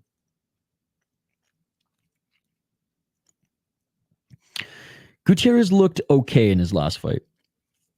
Gutierrez just literally kept kicking the like I'm not saying he looked bad. He didn't wow me at all. He picked apart the guy's legs, and the guy was tough as nails, and it was a good win. So amazing for me was a stretch. He looked good, and he definitely deserves a main event based off his recent run. To say Song only has a right hand is I disagree. I disagree, and I'm coming off watching tape on Song 3 days ago. Chris definitely moves better, and I did say in my break again, you guys got to go check the tape, bro. This is a prediction video. You guys weren't even checking the tape before telling me I'm wrong. Chris is definitely more well-rounded, but I don't think that's going to matter when his leg kicks don't get the job done, when his power and volume isn't getting the job done, and Song keeps walking forward like a fucking madman, and eventually he's going to drag Gutierrez into a brawl. Now, Gutierrez could even take this to the ground. Now, I don't think he's going to. I think this is going to end up being a brawl. Keywords end up. I think the first round though, Gutierrez really tries to keep this on the outside and utilize his leg kicks and try to take away some of that movement that Song has. Because you got to imagine that Song is just going to keep pressing forward. I doubt Song's going to come in and out of the pocket, light on his feet. I think Song's he's gonna make this a brawl. And again, and Team Alpha Male, like you got to think that his camp has been preparing for 5 rounds. You got to think that his camp has been preparing for takedown defenses and things like that throughout his development, right? So what is he, 25, 26 now? He's no 23-year-old Tatsuro Taira. Fuck, you guys just aren't going to bed. All right, we're going to be here all night. But the fight was fought on Song's pace. Yeah, I disagree. Sarbullet will be derailed in his first or second fight versus ranked opponents. You got to be a real low life for me to root against another Russian. Jeez. Left hook. He caught Simone with counter. He got Sandhagen with explosive takedown defense and decent grappling kicks too. He's plus only 26. He's already in the top 10. He'll get better. Shower Bullet has no wrestling. Ikram, even Imavov would dominate him. Yep. Mersha isn't a canny as a chin made of glass. Didn't really beat Burns though. It was close. He barely beat someone coming off the couch that's smaller than him. I mean, saying Usman is someone coming off the couch is, I think, a little bit of a stretch. And I hate to be just challenging you on all these, Organ, but like I said, if you put the bait in front of me, I'm gonna bite. You know, I ain't no plebeian fish out here. UFC always fumbling good fighters like MVP here. Paul Daly. Well, Paul Daly's he's not allowed in the UFC. He's banned. William Knight, Fedor. They tried to get Fedor. Doumbé, yeah, they fucked that one up. Curtis Melinder, Mighty Mouse, they fucked that one up. Derek Brunson, who gives a shit at this point? Like, look, Derek Brunson, he seems like a really nice guy, and I respect his career, but like, I wasn't getting up to go and watch a Derek Lewis fight. You know what I mean? Like, or sorry, not Derek Lewis. I'm always getting up to watch Derek Lewis fight, even if he's just on his back the whole time.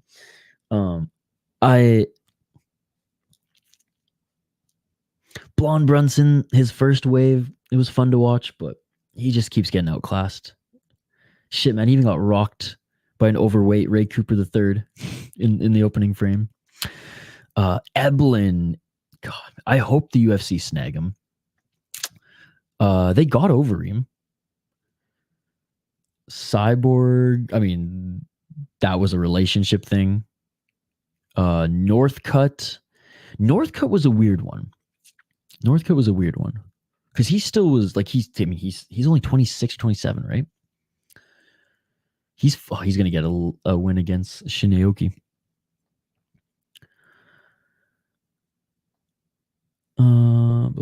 He has his worst cardio than someone coming off the bench. Wasn't Usman in camp? Wasn't Usman in camp though for a fight? I could be wrong. I know Volkanovski wasn't. Song Yadong would have won a decision or was at a minimum draw 2-2 with Corey before his cut led to a doctor stoppage. I was literally there, so I feel like I really can speak to it. Oh yeah, for sure. No, it was a good fight. UC stays dropping the ball.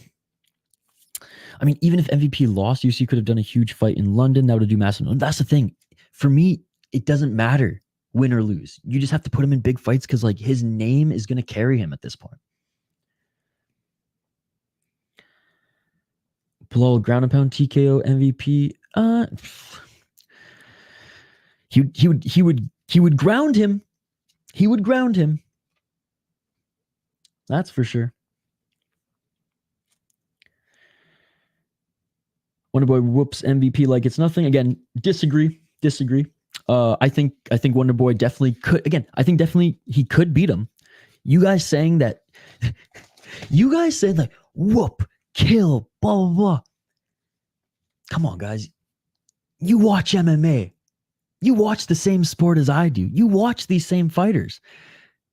Again, using words matter. Words reflect on my opinion on what you're saying here. Like it's nothing? Like it's nothing? You really think he's that much of a bitch? Really? Did you not see him fight Mike Perry for, was it 5 or 6 fucking rounds? Man, he has so much skill in his striking from the kickboxing and MMA side of things. And Wonderboy, don't get me wrong. I think Wonderboy is better, career-wise is better, and very well could win that fight. But to say the language you guys are using gets killed like it's nothing. I'm really starting to think that you guys have never seen this guy fight. And I'm not trying to be disrespectful. I'm truly starting to think that now. How far along do you think it'll be until we get Pyfer versus Bo Nickel? Seeing as they're the top, hottest, newer middleweights. I think that's the reason why we're not going to see them fight yet. Because I think the UFC don't want either of them to like have any sort of speed bump yet.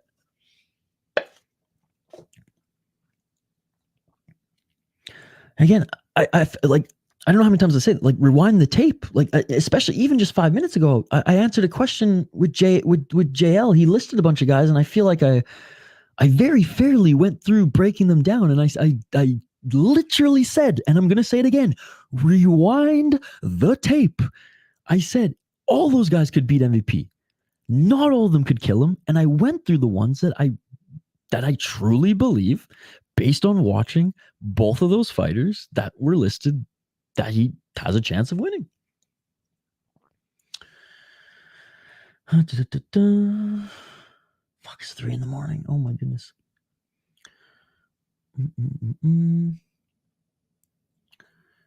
UC wasted the man's time trying to make him fight Holland like with fought. He said he wanted a top 5. Well, I mean, he didn't deserve a top 5. So at the end of the day, like, if I was the UFC, I would have thrown him more money and said, sorry, you're not getting the top 5, but here's an extra few thousand or whatever it is. Well, obviously more than a few thousand. MVP doesn't deserve the top 5. He deserves to fight like top 10 to 5.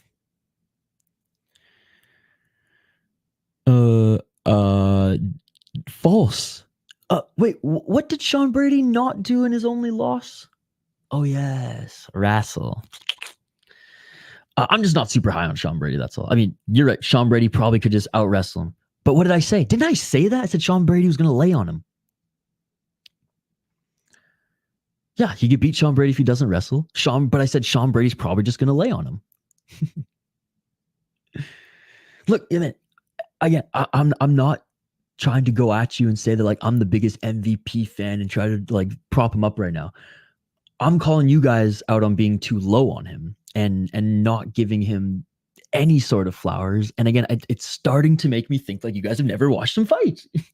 And I know you have because Oregon, and I know JL has. I know you guys are you guys are probably way smarter than I am.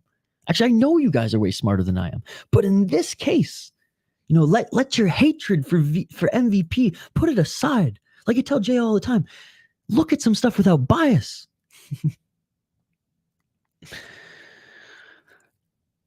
One fight. He beat a one-arm Burns. I can't say his striking got crisp beating a one-arm Burns, but he looked amazing against Sean Brady. I'll give you that.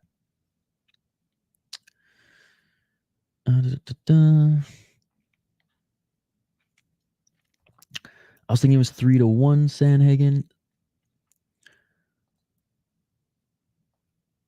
I don't get all the hype over Muhammad. All he wins are decision. His last KO, Brady was back. His last KO before Brady was back in 2016. I'm missing something here. He's on a win streak. He's on a hell of a win streak. And boring, uneventful, not your style. A win streak's a fucking win streak in the UFC, right? And you even if I can't believe I'm gonna say this, even if you're not a fan of the fighter, even if you don't necessarily like the way he fights, you got to respect that win streak in the UFC. So I think that's why right now everyone's like, based like on paper, he deserves it, right? But he's not going to sell as much as a Colby, for example, because let's be honest, Bilal probably deserved that. I'll say Bilal 100% deserved that title shot more than Colby. Colby coming off a loss. Song has only power shots. I think Christie is just going to tear his legs and slowly break him down. And I totally agree with you, Oregon, that's the path to victory for Chris, 100%. Bro, look at X real quick. Thank you so much. Oh my God, another donation. What the fuck? That shit beautiful than a motherfucker. Dude, thank you so much. What? Okay, I'm looking on X right now. Then I'll. Oh, you sent me the photo. Oh, what? Dude, that's awesome.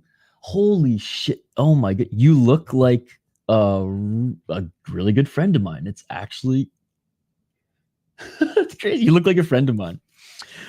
Dude, that is an awesome picture, man. That is awesome. Look at this guy. Fucking King Dylan over here. I love it. Thank you so much for sending that, man. That's fucking awesome. What a beauty, Brandon Moreno. That's fucking awesome. Man. Is that your better half with you? Thank you so much for the $5 donation, man. Honestly. And for re-upping your membership. How many donations? Like, you hooked me up with $25 worth of donations in the last stream. It has been fucking, oh my God, we've been doing this for 3.5 hours. We've been almost doing this stream as long as the one championship stream. You've also donated how much money tonight? Fucking $15 tonight as well. JL with the $2 donation too. Thank you very much, dude. Thank you, buddy. Seriously. He's getting hype from the Dagestani side. Now, I will say Song's wrestling is probably way better because he is with Alpha Male. Yeah, and his takedown defense and stuff. Like, he's going to probably, I mean, maybe not in this fight, but in most fights, he can probably force it and keep it on the feet if he wants. Not against everybody, but he's definitely capable. Yeah, you're right, fighting out of that gym. Put it this way, Gutierrez is way more tactical. Song is way more of a brawler. What I think is going to happen, because Oregon, I agree with what you're saying. Like, that is Gutierrez's path to victory. I think Song is just going to drag him into a brawl, and I don't know if Gutierrez can handle that with Song. I don't think Oregon's a casual. He's a smart dude. I think Gutierrez will land leg kicks, but Alpha Male probably game planned a way around it, countering the kicks with straights.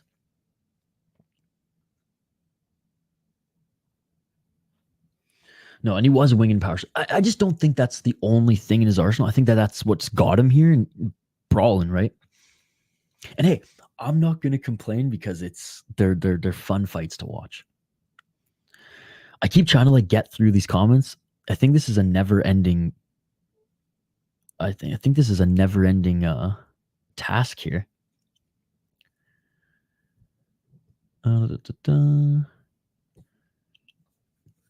Costa was Garcia fight again? Again? Who? What?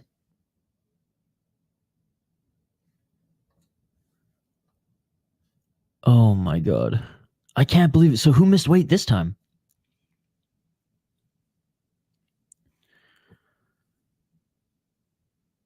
Is what I mean?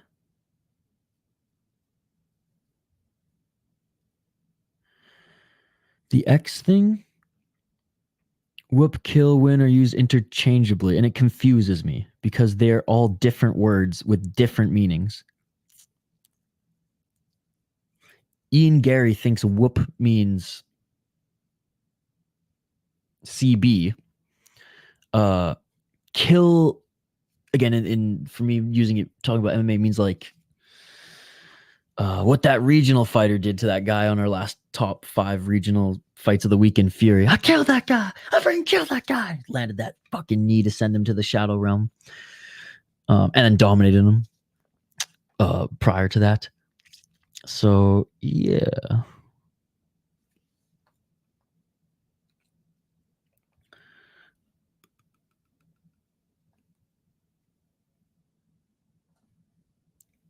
Garcia was Costa off. No.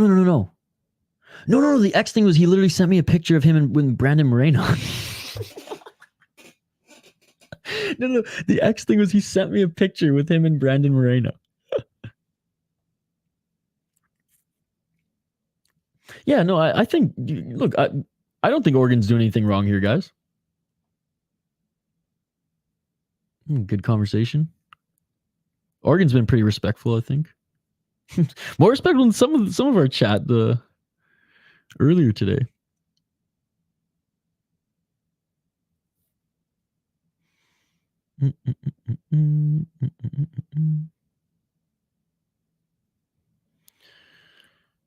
Logan whipped MVP that laid the blueprint.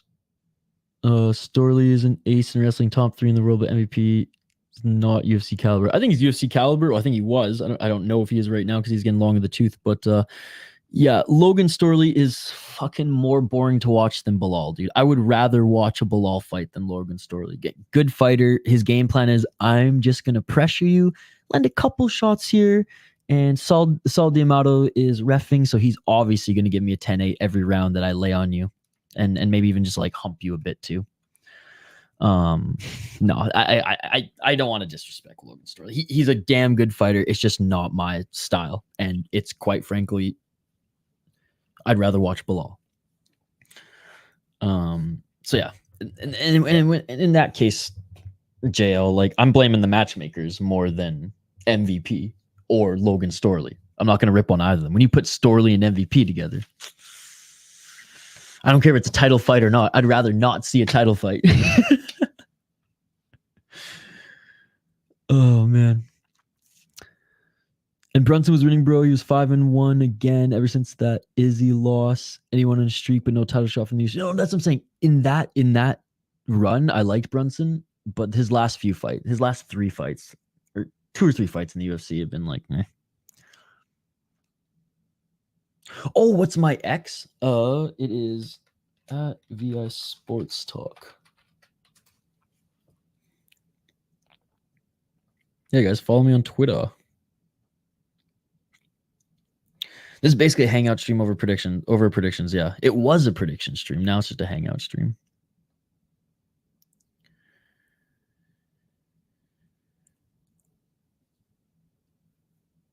I don't think so, Son of MMA. And today I donated $35, dude. I just can't believe it. I'm so fucking thankful, dude. Seriously. Are you sure it wasn't from last week? Or 2 weeks ago? Because it wasn't last week's card or the one before that it was canceled. Yeah. Jared destroyed him, man. Jared's the reason he signed with the PFL. He's scared of elbows now. Is he should finally getting some rest? I don't know. The comments haven't stopped yet. Like I said, guys, I can't stop until the comments stop. That's how these streams work. We haven't even got to our parlays yet, guys. I totally just forgot to get to them.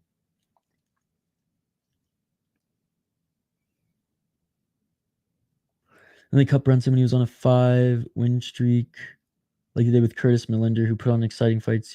Dude, Brunson was not on a win streak.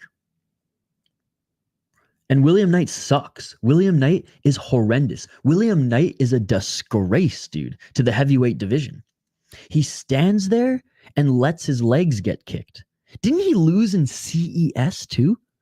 William Knight was bad, dude. He was bad. So I am glad that they cut William Knight. Derek Brunson left. They didn't cut him. This like to go to the PFL. He had a fight booked in the UFC and he left. It was an amicable departing. They both wanted to it was a mutual departing. They both wanted, I guess, at that stage to go their separate ways, even though he had a fight booked, which is crazy. So yeah, William Knight sucks. There was a little bit of potential there, but man, he just looked so bad in his last 2 fights. Brunson, again, when he went on his run, the first, after Izzy, that the blonde Brunson run, respected him for that. It was actually fun to watch him throwing hands. After Cannonier, dude, I'm not surprised he went to the PFL.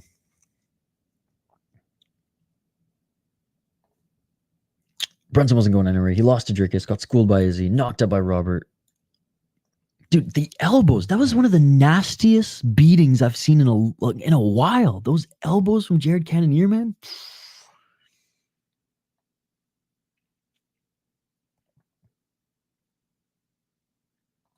Nice. You guys looked very nice.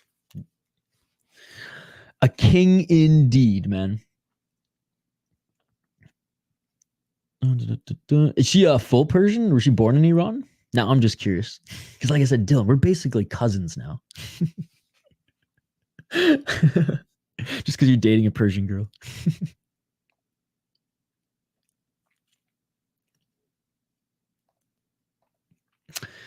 Willie Knight also thinks he can convince us he isn't on gear. Greg Jousset humbled his ass.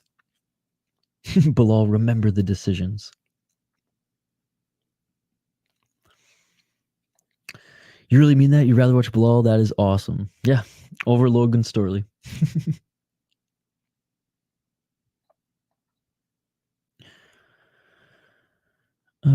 No, Josh. I think you're actually incorrect, Josh. I'm sorry to say this, buddy, but you're actually incorrect.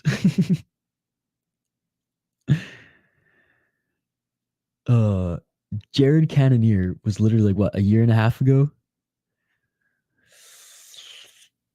Yeah, it hasn't looked good. Brunson, yeah, I mean, and again, the UFC didn't cut him. That's fact, right? He literally told Ariel Helwani that he wasn't gonna get a title shot. He lost to Jared and Drickus. That win streak after Izzy was against nobodies. I mean, it was still fun to watch. Like again, like I'm gonna give him praise for the win streak coming off a loss to Izzy. Like I'm glad he went on that little bit of a run there, but I'm not letting that convince me that he was gonna get a title shot off 2 fucking losses after. Oh, 100%, dude. Like I said, regardless of the style, regardless of him kind of like just sometimes being cringe, that I find being cringe anyways. I can't knock the guy. I can't not show respect for a guy who has a win streak like that in the UFC. Brunson's 39, he's not getting any younger. Then they never stop.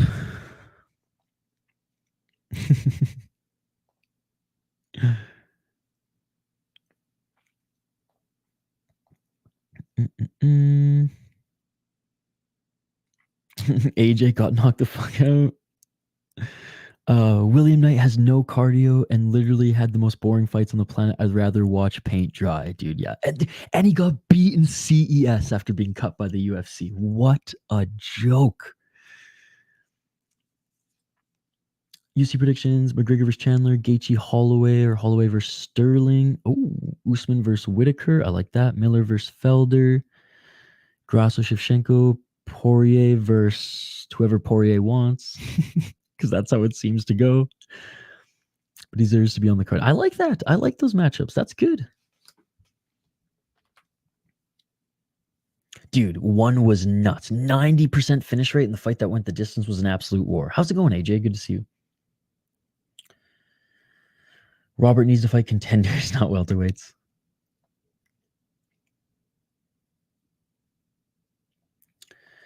You might just be looking at the donations from after 12. So the donations before 12 and 12 tonight could technically be yesterday. Oh, that's true. That's true. Fuck, you're right. Can your fight was in 2020? Oh, shit. So what? Damn. I thought it was in 2021. Right.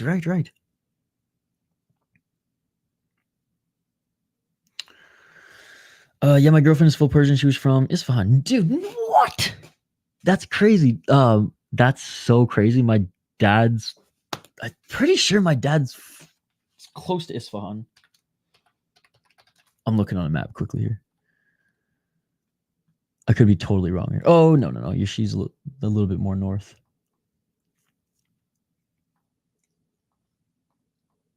Way more north, actually. I always forget how fucking huge Iran is, man.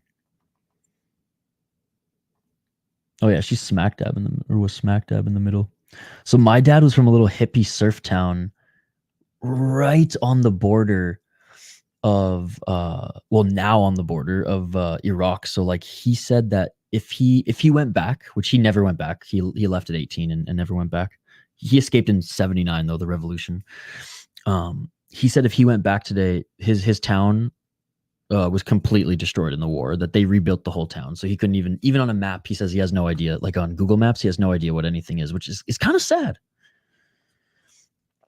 Jared looks good in his last couple fights. I only see him getting another title fight in the future. He needs to expedite it though, because he's getting old. That is true. It's great. You look at him and you're like, oh yeah, this guy's what, like 34, 35. And he's like 39, right? He's 40? Okay, yeah, soon. Looks like this is the end of a great stream, Isha. I'm glad you enjoyed it, JL. Thank you so much for the $4 donations, buddy. Thank you so much for supporting this channel. Again, I love the back and forth. I know sometimes I fucking lose my cool, buddy, but I really do appreciate all the support you show the channel. Josh just calls everyone a casual and spews off incorrect facts. I think someone's projecting. Maybe Josh is tired. Maybe he's just tired. What William Knight got beat up in CVS? How did I not hear about, or CES? How did I not hear about that? Aaron Knight getting kicked. Yes, JL. Yes, I remember that too. 100 times and landing 10 strikes in a 3-rounder with no grappling. Dude, that was the end of it. I was like, cut this guy. And he was. He did like 10 strikes or just throw it. Yeah, I don't even know if he landed 10.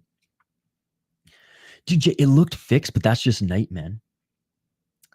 I want to train wrestling in Iran. Dude, Iran has actually like a damn good wrestling program. Or like historically they always have. You see all these kickboxers who come in, all these Persian kickboxers who leave Iran to join, Tiger or, Thai or Fairtex or whatever, any of the big Thai gyms. All of them, before they started striking, had a wrestling background. And that's why they got that power. Like, you've seen Azizpur, man. Holy shit.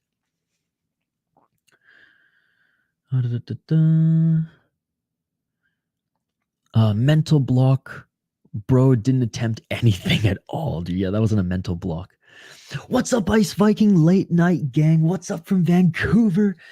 Bro, I wish I was on Pacific time right now. I am so tired, bro. We literally started a predictions video at like midnight, and we've gone 3.5 hours, dude. Crazy. Yoshi Panoshi with a $5 donation. What? I'm literally whispering right now because my roommates are asleep. I should be asleep. You should be asleep. What? What? By the way, guys, how do you like these new glasses? I got them when I was in Canada. Do I look too old? Do I look too chill, son? And do I look too fucking nerdy now? Like I've never had the round glasses before. My whole life I wore those like rectangle ones. Yoshi Pinoshi, thank you for the donation, brother. Thank you for joining us on the stream. And again, I haven't noted. Yoshi 300. I'm actually gonna do some. I'm gonna write some notes. I'm gonna get my matchups together. Oh, thank you, dude. Thank you for also being an exclusive member. Thank you for going above and beyond, supporting this channel, joining us pretty much every weekend, man. Seriously. Bro, that's Nate Diaz style and Strickland. People love them. You like them too, but Knight doesn't check kicks, and it's just the same. He was on a streak. Josh, watch the fight, man, and you'll see. That's all I'm going to say. It was horrendous. It was horrendous, dude. Again, I feel like I call things with little to no bias or preconceived anything. The fighter, if I like them or not, as far as like personality, any of that stuff is like, William Knight has showed me nothing in the cage to prove to me that he's anything special. Crushed a bunch of cans, had some nice knockouts. And it's like he rose, got to the UFC, and then just so fast. And again, and Josh, he lost in fucking CES. If you lose in CES, retire. That's disrespectful. Retire. From predictions to MVP to Pussy Heart to people talking about training, wild stream. Bonne nuit, mon ami. Merci beaucoup. Have a great night. Dude, it was honestly colder on Vancouver Island when I left than it is in Minnesota today. There's no snow in Minnesota. It was above freezing. Dude, on Vancouver Island, like every night it would go below freezing and then torrential rain during the day. So it was just like damp and cold. What's my CA? What's a CA? Ka? What's your CA? What's a CA? I feel really stupid right now. What's a CA? Glasses look great, sweet. Thank you for the feedback. I also got I got new prescriptions. I've never got prescription sunglasses before, but basically there was a deal. I had to get new glasses anyways because my glasses, I'll show you guys since, fuck it. Oh, Cash App. I don't even have Cash App, dude. I just opened an American account because none of my Canadian accounts couldn't do Cash App, couldn't do Venmo. Because in Canada, we have I know you guys have, I think, direct or online banking, or not online. What's it called? I don't even know what the term is for it. But basically, in Canada, every bank it is somewhat linked so that you can just through a Cash App, just send money to anybody. As long as they give you, like, it's very easy. So I could send money on my phone through my banking app to another Canadian, and he just accepts it through his banking app, even if it's a totally different bank. So in Canada, they just have direct bank to bank. So in Canada, there's not really a need for apps like in the States, like Venmo, Cash App, and any and I mean, in Canada, we like PayPal works and everything, but PayPal is one of the only few bank accounts in Canada that will actually that you can actually sign up for like a Cash App, a Venmo, or a thing like that for. So long or the short of it, I will be getting a Venmo and probably a Cash App soon. Once I set up my whole bank and everything, and I will let you know. I will let everybody know, and I'll maybe if you'd rather like make a donation or something like that through there, so versus YouTube, because I totally understand some people don't like to do it through YouTube, but anyways, that's the long, the short of it. Give me one. Oh, what the fuck, dude? Oh, what? What? Why? Why? What have I done to deserve this? Thank you, buddy. Seriously, AJ. Fuck, man. That shit beautiful than a motherfucker. You guys are gonna make me cry. You guys are far too kind. Wow. Thank you, AJ. Thank you very much. I really appreciate it, dude. Bro, you're losing 30% to YouTube. I know. I gotta get the Cash App going. Thank you, buddy. Not quite freezing at sea level, but we have snow in the local mountains. I've had to scrape the windshield a couple times already. Yeah, I had to in freaking Nanaimo, dude. I think I'm not sure. Don't most of the Apex cards start a little bit later? Like, was it 5 p.m. or 4 p.m. Eastern? Personally, I'm okay with that, Oregon, because we're watching Octagon in the before that, and Octagon starts at like, what's it, 1:30 or noon, and so Octagon's gonna end right when UFC starts. Oh, that's totally right. It's only an 11 fight card too. Wait, it's not an 11. It's a 9 fight card now, isn't it? 11? No, it is 11 fight.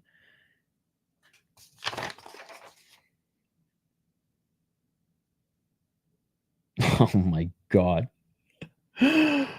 Oh, this is how tired I am. This is how zonked my brain is from a whole day, coming off a whole day of traveling and not sleeping yesterday, not sleeping tonight. And I had 9 fights on this. I was like, that's why I said 9. I wrote, you can see it. 9 is the last. You guys can see it. 9 is the last number on my end. And I was like, 9 fights? That's just a small UFC. So I wrote like 1, 2, 3, 4, 5. And then for some reason, I wrote 4, 5, 6. I just started again at fucking 4. I think I need to go to bed, guys. Oh, man. I think they're trying to make it so the main card isn't on during the NBA Cup Finals, or at least that's my theory. Or that tournament finals thing that they're doing. Could be. Dude, we've caught up on the comments, so that means I think it's time to go to bed. I will post in the comments on this video the timestamps for the actual predictions, and I will post the D-Gen and safe parlay there because we didn't have time. Well, we had more than enough time, but we didn't use that time to make a safe and D-Gen parlay.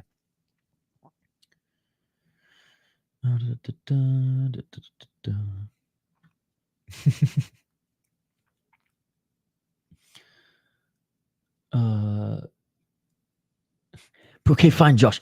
At 39 years old, past his prime, eating elbows from Jared Cannonier, he ain't great anymore. And he's not someone who you said you were alluding to he's going to get a title shot. He's never getting a title shot in the UFC. So might as well go to PFL and try to win that 1 million, baby. Okay, got you. Not a big NBA fan, or I shouldn't even say that. I'm not a big NBA guy, as you can see. I like basketball, but I grew up, my dad used to tape some of the old 80s and 90s games and show me as a kid, and that's the basketball that I fell in love with. Whatever the fuck the NBA is today, I have no interest in. Yeah, no one's a casual here.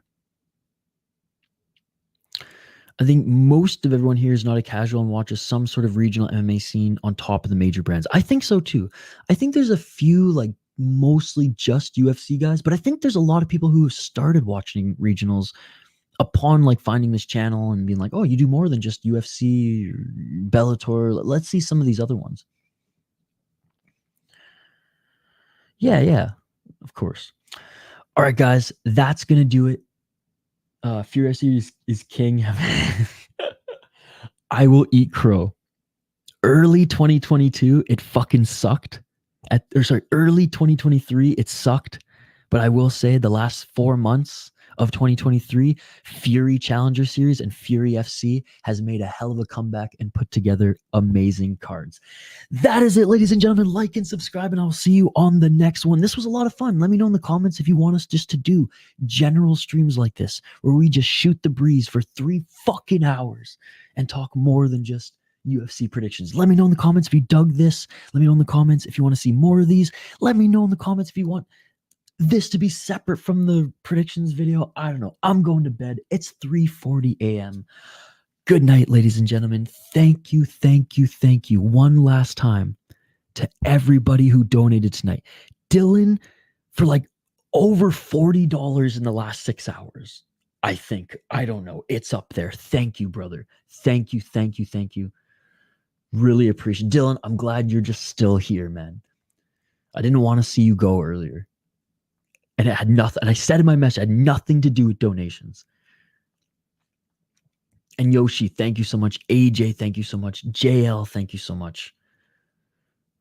Seriously, guys. And all you who are members, whether you were gifted a member, whether you re-upped, or whether you're just a subscriber like Josh, like Son, like Oregon, just join us on these late streams because you guys are savages just like me.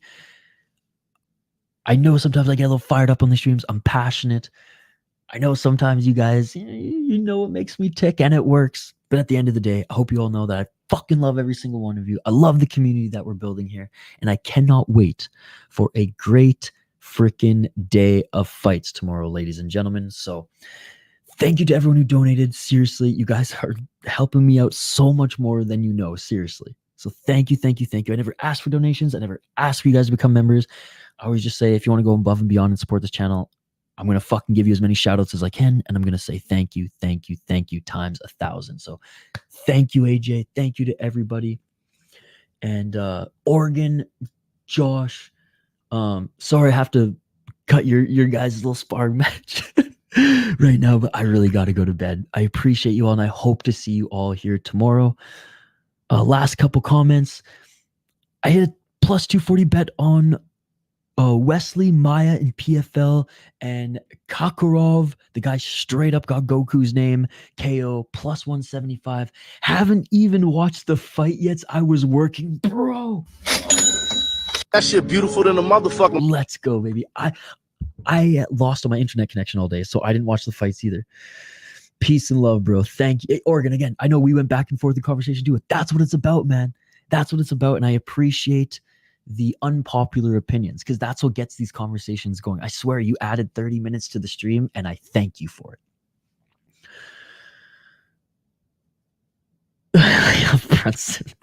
Dude, no one's you're attacking my family. All right, ladies and gentlemen, have a good night. I will see you tomorrow. Peace. I'm out of here. Yeah.